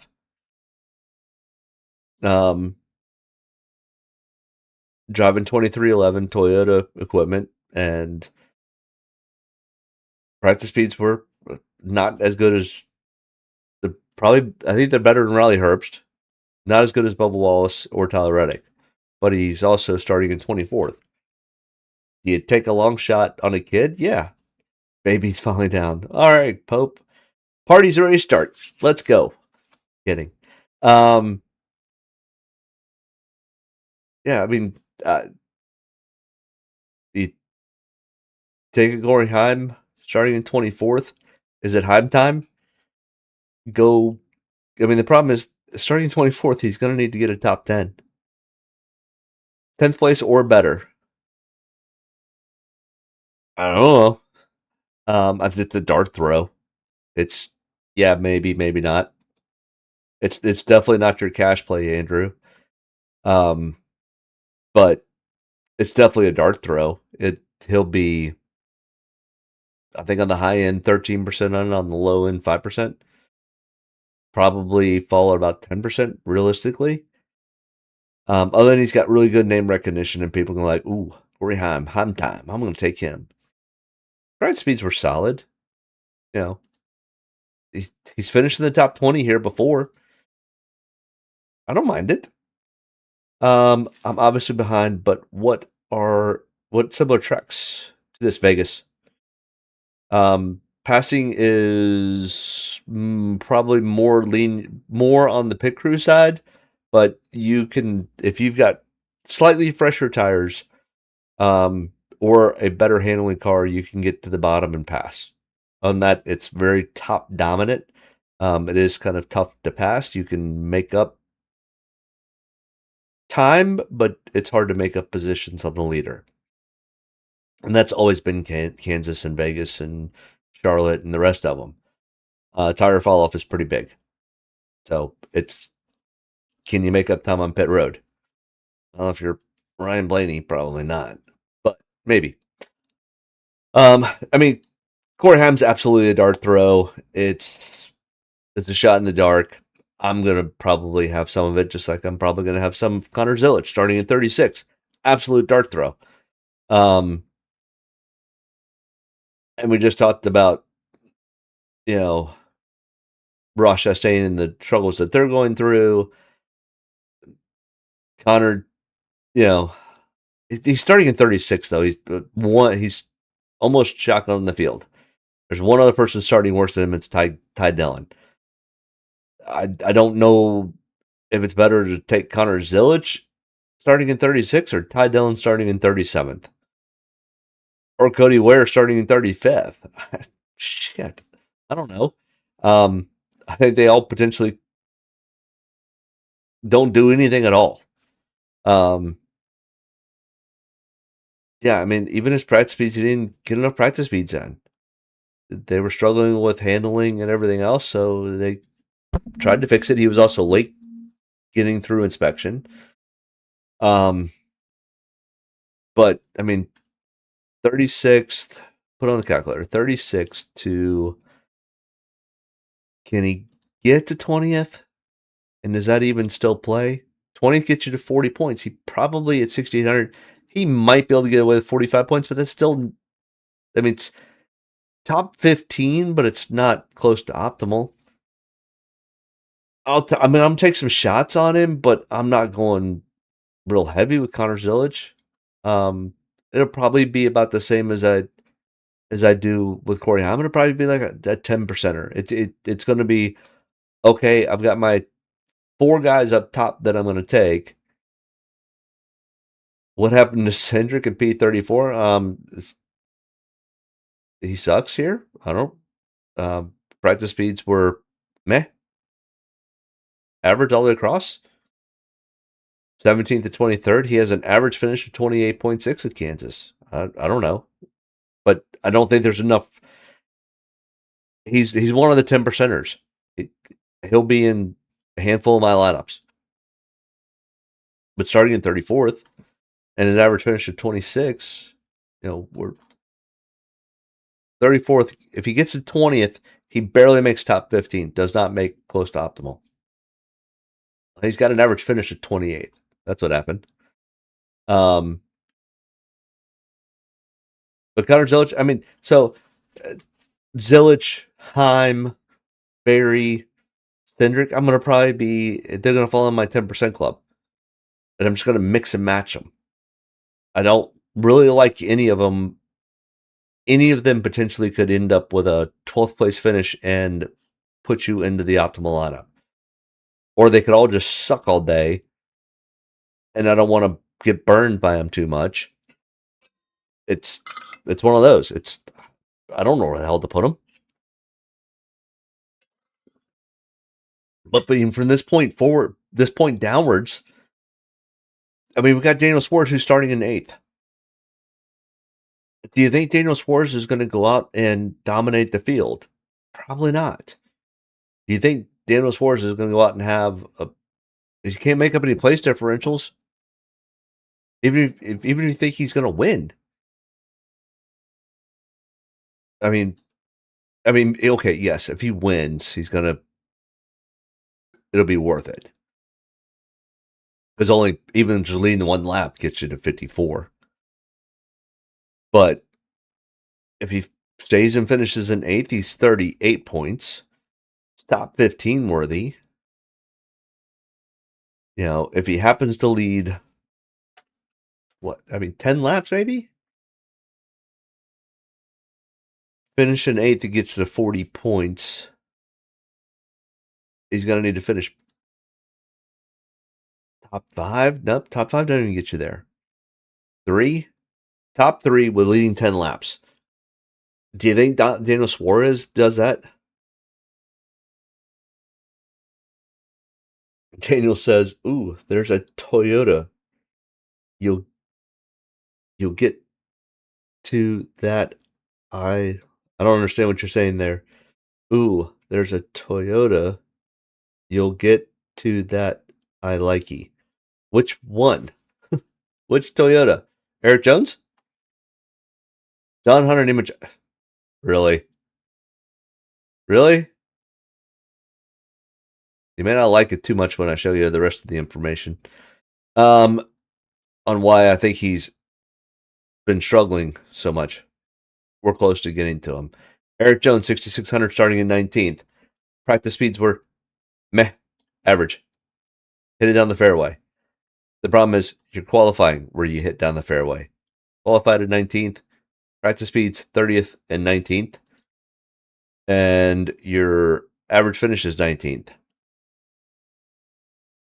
Where do we think we're going to go with Eric Jones? 19th, 16th? 16th doesn't even put you in the top 15. John Hunter has four top 20s here. All right, you're going to make me skip all the way down to John Hunter, aren't you? Can't follow the rules here. Yeah, he has 4 top 20s in the last, of course, his last 6 starts. 3 of those were before he was in the 42. I'm sorry. 2 of those were in the 42. 2 of those were, who the heck was he with before that? I don't even know who he was with. I can't remember. It was so long ago. Why do you think those Toyotas are so far off than others? No, it's not driver related. It's this. It's pit stops. Where's my pit stop chart? When you look at his pit stop times, it is awful. Awful. 10.39 is his average pit stop time for 4 tires. Cody Ware's 11.45. Christopher Bell's at 8.59. 2 seconds, almost 2 seconds on average faster. There's your problem. Because what happens is if you lose 2 seconds on pit road, you stay stuck in 32nd. And you're stuck in the muck. And you're stuck in the mosh pit, getting the living crap beat out of you with the other muck drivers. Because they're all just battling to stay on the lead lap. And willing to wreck themselves, their sister, and their mother, and their grandmother to stay on the lead lap. And then you end up having problems. That's the problem with John Hunter Nemechek at this point. I'm sure he sees data like this. I don't know how they fix it, though. It's not like you can all of a sudden snap your fingers and go get better pit crew guys. Hendrick and Joe Gibbs have them all. I mean, unless you start a pipeline, and maybe he has. I mean, Ryan Blaney's 27th on pit stop, guys. Ryan Blaney's also got a much better caliber car than John Hunter. I don't know how John Hunter fixes it. I mean, Eric Jones is kind of sitting in a similar spot. He's at least got the 20th fastest pit crew. Now, I don't know. But that's the problem with John Hunter Nemechek right now. And where's he starting? 34th? 32nd? He's got an average finish of 21.3. Well, what? I don't mean to skip all the way down here. We're here now, so 32nd. You get to what? What did I say? 21st? We'll give him 20. 36.6 points. Yeah, it's top 15. Barely. And that's if he gets to 20th. His average trend line's a 24.3. His best finish is 10th.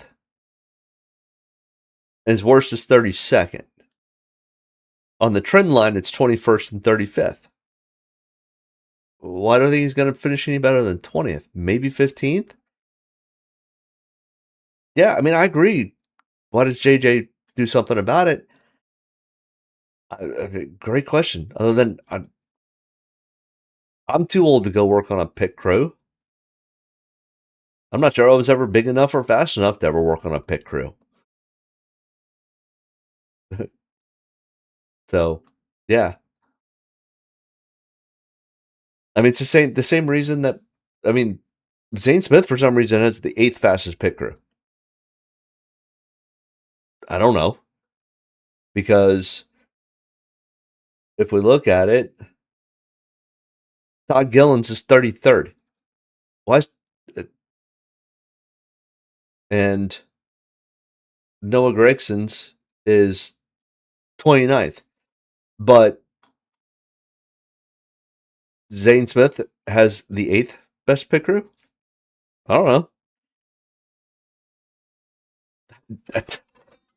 Trust me, I'm just starting down the path of what pit crews and how they get good and the reason that they're good. I don't know. I'm going to figure it out, though. And we're going to figure it out together because I'm going to talk about it every week. I'm going to talk about it till we're blue in the face. I can tell you right now. Because once I'm a dog with a bone. And I got a bone for pit stops and pit crews and that stuff because I think it is absolutely vital when finding an edge. And any edge, even the smallest edge, when it comes to DraftKings, can either win you money or lose you money. Yeah. I mean, I think Zane, honestly, in my opinion, and nothing to take away from Todd Gilliland. He had a great race last week. It was all based on they had a hunch and took a shot on a 2-tire strategy, and it worked because the tires didn't fall off. I think hands down, though, Zane is the best driver currently at front row. Has Noah had his moments? Absolutely. Do I think all three of them are good drivers? Absolutely. They're all in Cup. There's a reason why they're there. I would give the edge to Zane, though. Zane has a 21.5 average finish. Todd has an 18th place average finish. So Todd actually has a better average finish than any of them. Where's Noah at? Noah's got a 16th place average finish. I mean, this actually is lining up to be should be potentially a fairly good race for front row. You know. Also, I think Spire, but I think Zane starting in 17th. I have no interest in. We're going to skim through all these, but because we're at 2 hours. Zane starting in 25th, sure, potential. I don't mind it. Shane Van Gisbergen starting in 17th. There's just nothing here in the sheets or in this chart that makes me want to even take it. At best, he's going to finish where he starts. Michael McDowell starting in 18th. He has an average finish of 20.4. Nothing on this chart in speed tells me anything otherwise. Can he get lucky? Sure. Is it an absolute fade? No. Run him 10% at most. AJ, I'll take some shots with AJ. He's been way outperforming what he should be doing. He probably should finish 30th or worse. His practice speeds were right there, but you could take a couple of shots on him. Less than 10%, more than 5%. John Hunter Nemechek, starting in 32nd. Average finish of 21.3. We just talked about him. Take some shots. I'm 5 to 10% on that one also. His practice speeds, actually, when we get into the nitty-gritty metadata, from lap 7 to lap 17, this 10-lap stretch, he was actually faster than Reddick and Bubba Wallace. Is that going to translate to anything? Maybe, maybe not. Will his pit crew that's 35th screw him over? Maybe, maybe not. I'm going to take some shots on John Hunter. I'm not saying it's an absolute fade, but I'm also not going to go, I'm going to go run John Hunter Nemechek 30%. He's the dart throw. I don't see a clear sleeper dart throw for this week. John Hunter could easily be one of them. But he's starting in 32nd, so it's not that big of a dart throw. A dart throw probably is more like Zane Smith, who's starting in 25th. Might get overlooked a little bit. Maybe he goes and gets a 12th place finish, And if that ends up being the case, we'll put it on the calculator real quick. 25th to, what did I say, 12th, 15th, something like that? 12th gives you 45 points. Well, he probably only needs 45 points to get close to optimal at 6,500. So, yeah, I'll take probably a little bit more shots with Zane because I think he has the potential to get the 12th. Can John Hunter Nemechek get there? Sure. The likelihood's small. Much smaller than Zane getting there. Can Todd Gillen get there? I mean, maybe he's got an 18th place average finish starting in 26. That's the other difference is John Hunter starting 32nd. We're already losing 6 spots. Start lineup was Zane and Hendrick for SE. For PD? Those aren't close on the keyboard either. I don't know what SE is. For SE. Start lineup with Zane and Hendrick. And single entry. Gotcha.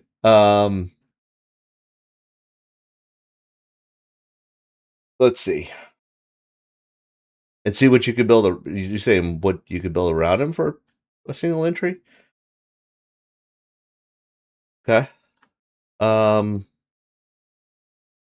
would you say? Hendrick, yes, Hendrick does have fast pit stop times. You said Zane and Hendrick. Zane or Hendrick? 7,200. And then run it back. We'll go most expensive with Denny Hamlin because then if you want to run somebody else, you can run somebody else. And single entry, put a William Byron in there. It's a fairly safe play. I mean, heck, Chase Elliott's a pretty good safe play. Leaves you $6,300 left over. To get down to it, you could run an AJ. You could run a John Hunter. You could run the Todd Gillen starting in 26. So you could run Zane, Hendrick, Gilliland with Hamlin, Byron, and Elliott. And a single entry for like an Andrew, that's a potentially decent cash play. Fairly safe. The Hendrick worries me a little bit. In fact, out of all of them, the Hendrick probably worries me the most. And he's starting the furthest back. Yeah, the pit crew potentially could help him. Hendrick just always finds a way to be snake bitten. So, Andrew, I like this play.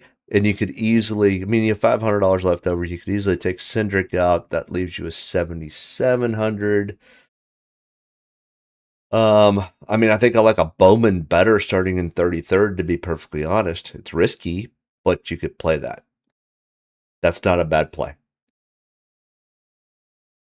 So, yeah, those are decent cash plays. Todd Gillen starting 26th, average finish of 18th. But his practice speeds were, holy crud, I don't know what happened in his practice. This is bad. This is really bad. Take the Todd Gillen thing out. I'm sorry. I led you on a dark path. I'm sure they'll fix that, but God, that's really bad. Austin Dillon starting in 20th as an average finish of 23rd. The long run speed was okay. You're starting in 20th, though. Your average finish is 23rd. Even in your full history, it's 18th. You've never finished in the top 5, only once in the top 10. I'm not sure top 10 gets me anything. Does an 11th place finish coming from 20th even get there? I don't think so. 20th. Oops, that didn't work. 20th to 11th. Get you 41 points. It gets you close. Get you close with Austin Dillon. If you think he's going to finish 11th. Maybe. Ricky Styles Jr. starting in 16th with an average finish of 24.2 and practice speeds that were meh. 18th, 20th, something like that. Yeah, 18th. Didn't finish a 10-lap consecutive run. Yeah. He's not going to finish any better than 16th. I'm not interested. Daniel says, I'll go back and rewatch, maybe? Or she said rematch. But any life for Kyle Busch? Nope. Sorry. You got to think that the whole team is on the hot seat. They've been in the hot seat all year. They've been on the hot seat for the last 3 weeks, 4 weeks. I don't know how much hotter the seat can get. I mean, same thing with Ryan Blaney. Ryan Blaney's pit crew was on the hot seat for weeks, and all they did was change the tire guy or the jack man, and the jack man's not even going to be there this week. Okay, I mean, oh, is Kyle Busch on the? Is Kyle Busch? I mean, like I said, Kyle Busch needs to just say, "All right, I'm going to go run the truck series, and I'm just going to dominate the trucks and win half of the races and win 3 truck championships till my son's old enough to race, and screw the Cup Series." I mean, honestly, I mean, where's Kyle Busch going to go after this year? Maybe to Spire? Take Michael McDowell's spot? Maybe? Because they're not getting rid of Carson Hocevar. They're not, I mean, maybe they kick Daniel Suarez out, but Daniel Suarez is having a phenomenal year at this point. Michael McDowell's just been kind of like, I'm here. I mean, does Kyle Busch just end up being there also? Honestly, I think Kyle Busch can't drive this car. That's the point blank of it. Kyle Busch just can't drive this car. It's not a Toyota thing. He can't drive this car. Okay, so send him over to 23, not 2311, because Denny Hamlin will not take him. Legacy. He goes to Legacy with the pit crews that are just as bad, if not worse, than what he's coming from. I don't see a path or an avenue for Kyle Busch, who's, yes, he's really old. He's almost 40. Or he is 40. I don't even know what Kyle Busch is. I know he's somewhere close to Denny's age.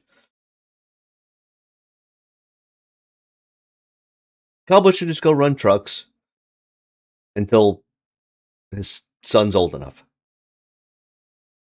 Oh, I feel awful for Kyle Busch. Absolutely.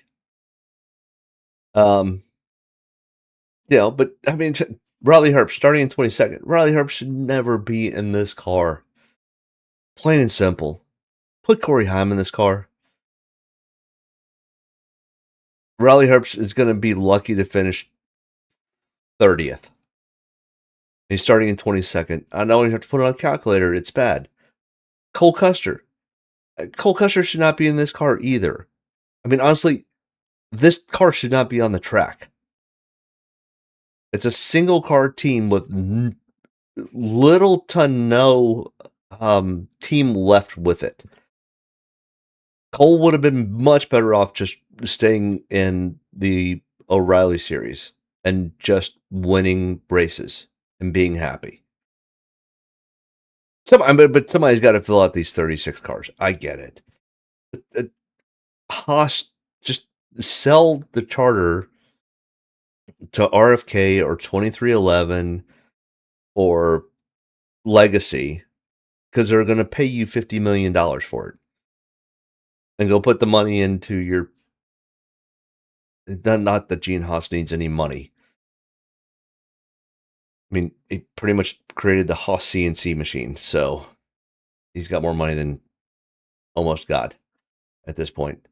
But, I mean, Cole Custer's 29th. He's not... You might get to 25th, and it's like, ooh, I finished 25th. It's a good day. Ty Dillon, starting 37th. I mean, you could take some darts and throw them with Ty Dillon. Sure. Do I think he gets to 23rd? Yeah, I mean, maybe. And at $5,000, that might work out. 37th to 19th gets you to 43 points. I mean, do we honestly think that Ty Dillon's going to get past 19th? I mean, yes, it's probably going to be enough, but the scenario's got to be built out just right for Ty Dillon to fit. Does it fit? Yes. Will I have 4 of 80 lineups with Ty Dillon. Yes. 5%. Yeah.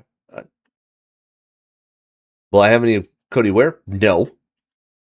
Because he only did 19 laps of practice, and I'm mad at him. He should have done 25.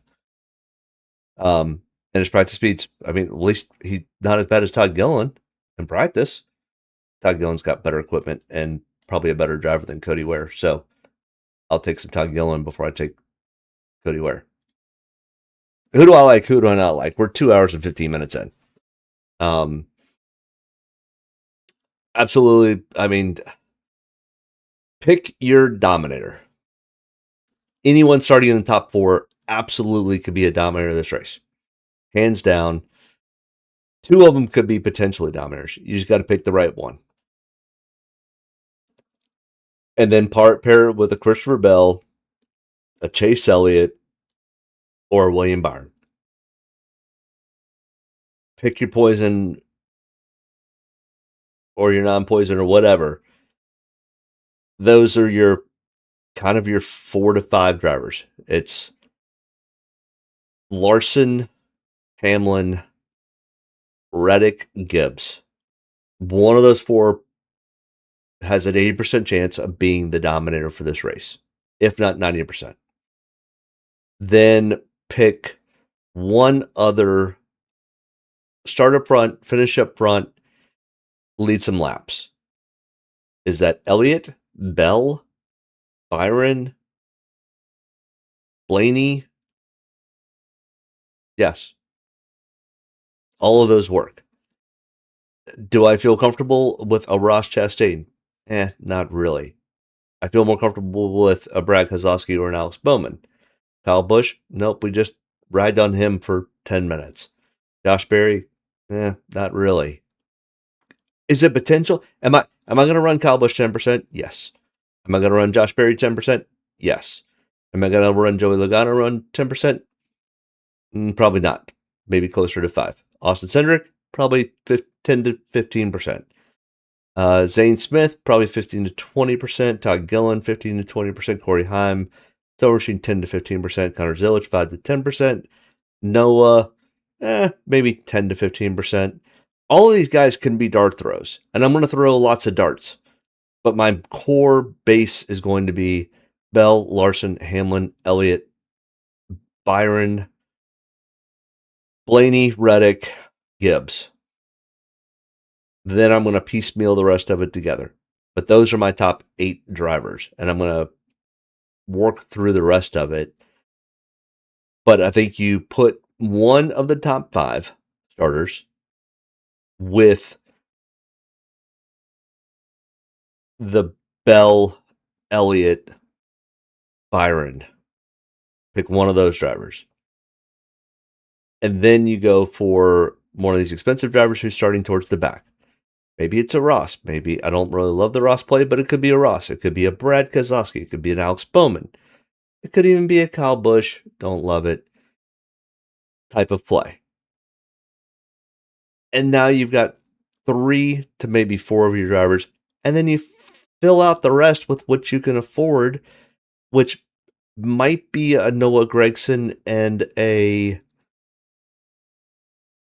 AJ or a Zane or a John Hunter. But am I going to run John Hunter any more than probably 10 to 15%? No, that's going to be about it. Am I going to run Christopher Bell in 25 to 30%? Yeah. Am I going to run William Byron 25 to 30%? Yeah. It's going to be, I'm going to heavy load on everything else, and I'm going to piecemeal the back half of it together. And it's kind of a dart throw. Andrew, as far as what you're going to build, I'm not the best cash player, to be perfectly honest. But if I had the opportunity, and I don't know if I ever will, because I don't ever play those tournaments to give me a single entry. They're great tournaments, and if you can ever get one, good Lord. It's a potentially huge windfall. You honestly just have to pick either Hamlin or Reddick. This is my honest opinion, and it could be Absolutely could not work at all. But if you're just asking my opinion, I'm picking a Hamlin or a Reddick as my absolute dominator, or potentially throw the dart with Kyle Larson. But this seems to be much more of a Joe Gibbs style track, and the Chevys are still trying to figure out their aero package. That's why I like the Hamlin Reddick play as number one. Number two, it's either a Byron, Elliott, or Bell. One of those three. Then it's a Brad Keselowski, Alex Bowman. And then from there, it's a Todd Gilliland, maybe a Noah, maybe a Corey, maybe a Connor type of play. That's how I would build your cash lineup. But that's just my opinion. I wish I could give you a better opinion about cash, but honestly, that's kind of where I line up with it. So I'm much more the GPP player. I like to find the hidden gem, and I think the Todd Gilliland is a decent little hidden gem. I think the Corey Heim, Connor Zilic, Noah Gregson are all. It's this group right here that's going to end up being the hidden gems. And yeah, do those end up playing in a cash lineup? Sure, but you've got one bullet, and you've got one bullet to hit the bullseye. I don't see any of these as the bullet to hit the bullseye. It's the bullet that I lean over my shoulder to fire that way behind me and go, oh, look at it. Hit the bullseye. Yeah. Daniel says $8,200 left in my lineup. Best fit. I have 3 place differentials and 2 DOMs. $8,200 left. Let's see, $8,200 left. That's from, let's pull it over so everybody else can see. I don't want to just throw it in the dark here. $8,200. So that's pretty much from Ross down. Alex Bowman. That's easy. Put Alex Bowman in. If you haven't taken him already. Put Alex Bowman in.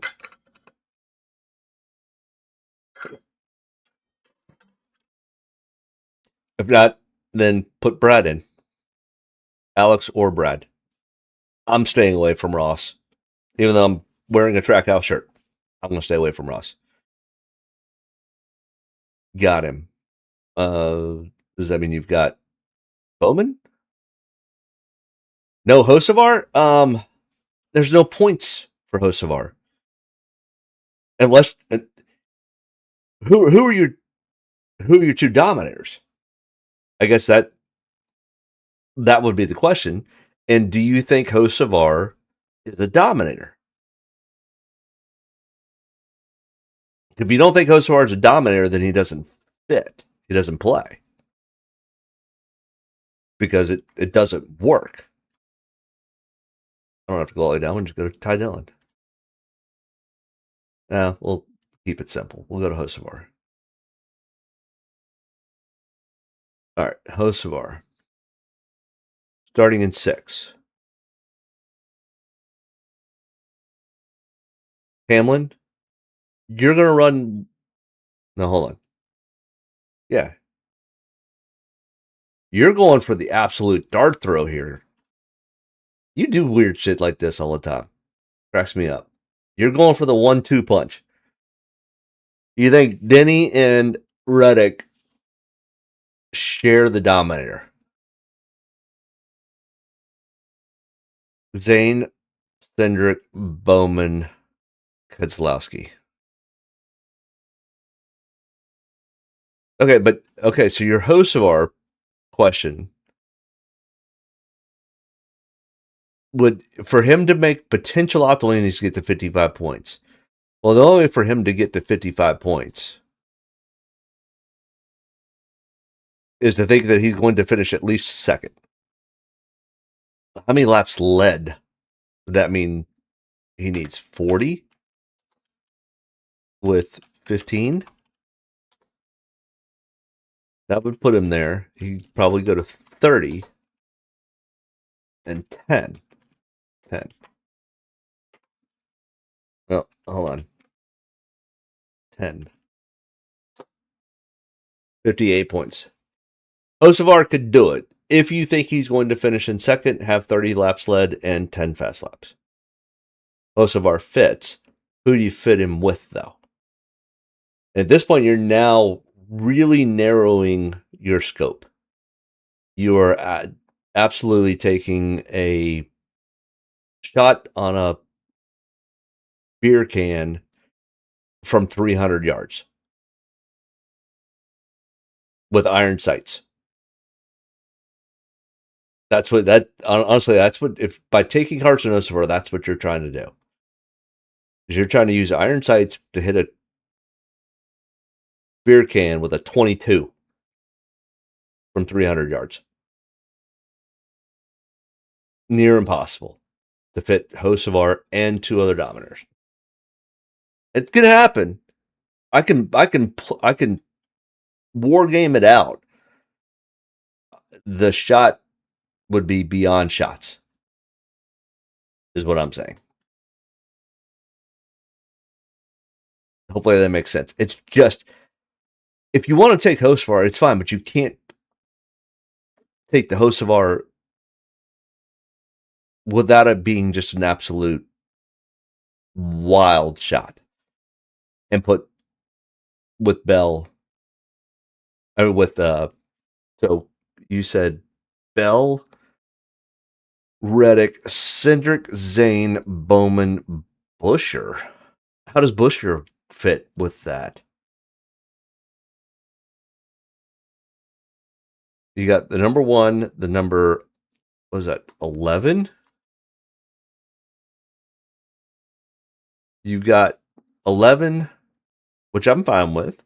I'm fine with 1. But then you've got the Busher starting in 7th. The problem is for Busher to work, he's in the same boat as Hocevar. Starting in 6th, he's going to need to lead 30, 40 laps. I mean, if you think Busher's going to go lead 30 or 40 laps, then put him in. But if you don't think he's going to, then he doesn't fit. And I don't think he does. Busher's just the quiet assassin. He's going to start in 7th. He's going to finish maybe in 5th. He'll have 10 fast laps. Maybe he leads 3 or 4.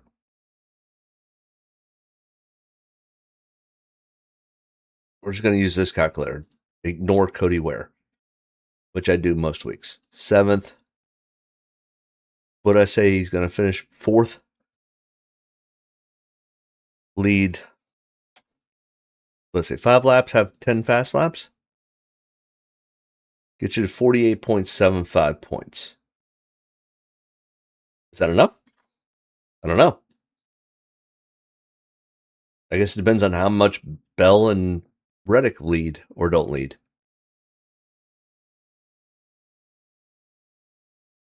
I don't know.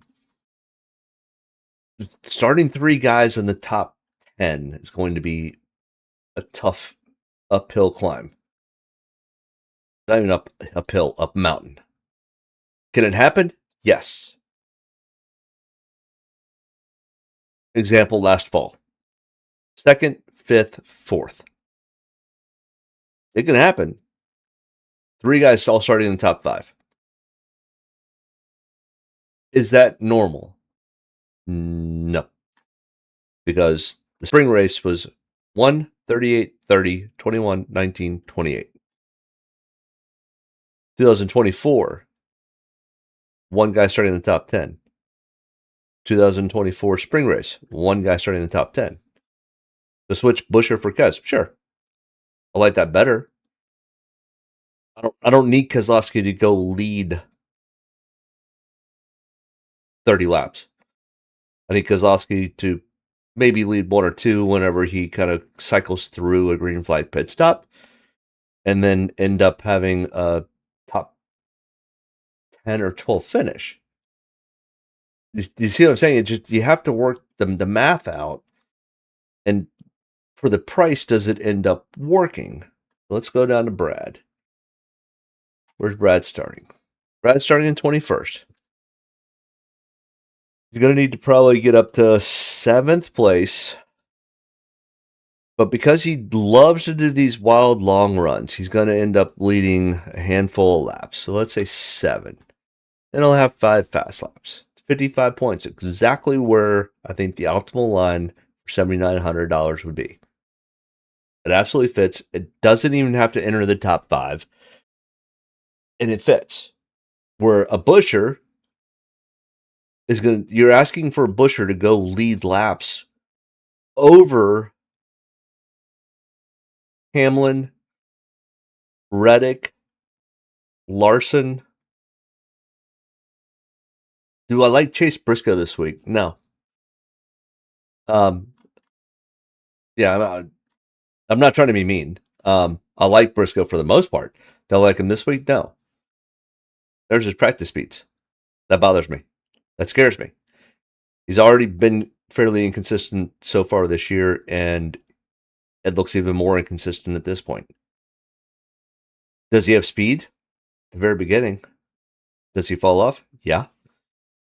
He also has the 23rd slowest pit crew. That scares me. And he's starting in 5th. If you like him, play him. But I would play him as one of your dominators.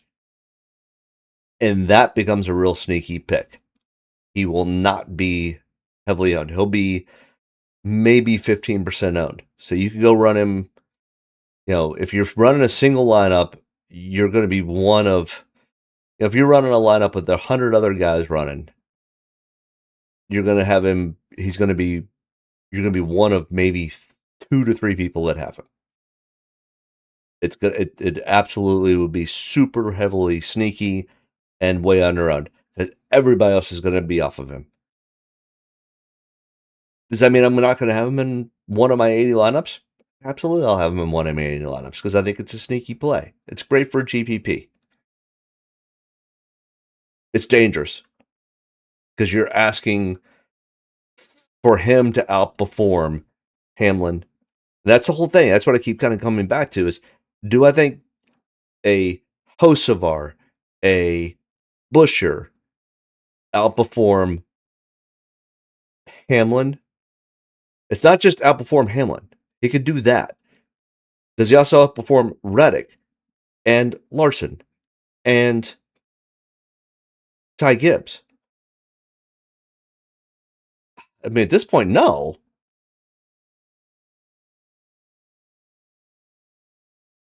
Do you see switching off for no? I think you need more money left over.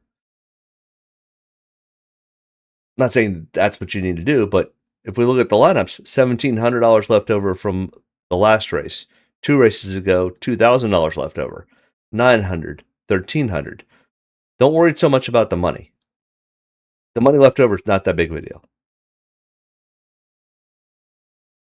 Yeah, made plenty of money for the last 5 races. And in fact, I almost want to go back and look at Vegas. To see how much money was left over at the Vegas races. We'll pull that up real quick. And I'm going to call it a night. If anybody's got any questions, thoughts, or concerns, 300, 200, 1,200, and 1,700. So I can see the argument for and I can see the argument against. I think 600 is fine. I would not sweat having $600 left over by any means. I think you almost ruin lineups sometimes when you've got a lineup you like, and all of a sudden you look and you go, shoot, I've got $1,200 left over. I've got to spend all my money. Don't be greedy. If you like the lineup, run it. Hell, I've had lineups that I've liked that have had $2,300 left over, $4,000 left over. I mean, heck, when we get to next week with Talladega, I'll have lineups that have $10,000 left over. Because that's what the trend says. That's what the lineups say. Is it always right? Nope. That's part of this game. Part of gambling. It's part of betting on sports. It's part of the fun. It's part of why we do this. Because all of a sudden it's like, I'm going to put this crazy lineup together. I'm going to take the guy starting in first, second, third, fourth, and fifth. And we'll see if it works. Don't get mad when it doesn't, because the stats say it shouldn't. But if it does, you'll be the only one with it. It's part of the fun of it all. Don't take it so seriously. Have fun with it. Go take a shot. If you're coming to me and going, hey, would I run Buescher in a lineup once out of 80, twice out of 80? Sure, I'll take some shots in the dark with it. I'm not absolutely crazy. He's not a bad driver. And we could have a huge pileup on the first lap. And he misses it. And if I'm one of 3%, I'm going to look like a freaking king. And I'm probably going to want $1,000 because nobody else is going to be on it, other than the other crazy people that just did what I did. But it's going to be very small. That's how you win a GPP. But is Tyler Reddick going to go in and wipe out Denny Hamlin and take Ty Gibbs and Carson and Kyle Larson with him? Probably not. Is it possible? I saw Mark Martin coming to the green flag of the start of a race. I've also seen Mark Martin, Hall of Famer, pit with 1 lap to go because he thought the race was over. And that's my favorite driver of all time. You want to talk about, can it happen? Absolutely. Are we human? Absolutely. Should it happen? Probable? Probably not. Either way. Everyone have a great night. We're 2.5 hours in. I can sit here and bullshit all night long, but I need to get some sleep because I have to get up and build lineup. And holy crap, it's 1 a.m. All right, good night, guys. We'll see you next week for Talladega. 9 o'clock next Saturday night. Talladega's always fun. Love it. Night. Bye.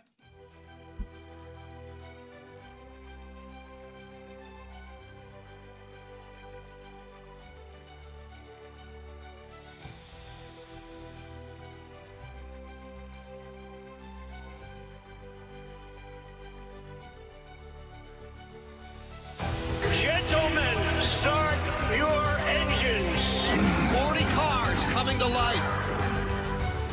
He still takes the field? Yep. Love it. Get a good deep breath. Get ready to roll here. Only about one thing tonight, getting the W's, so gotta be around the end to do that. Get ready to roll tonight, boys. Go have some fun. Don't get me any more fired up than I already am. All the way to the checkered. You're fine. Nobody's gotta run. Checker time, baby! Really proud of you, man.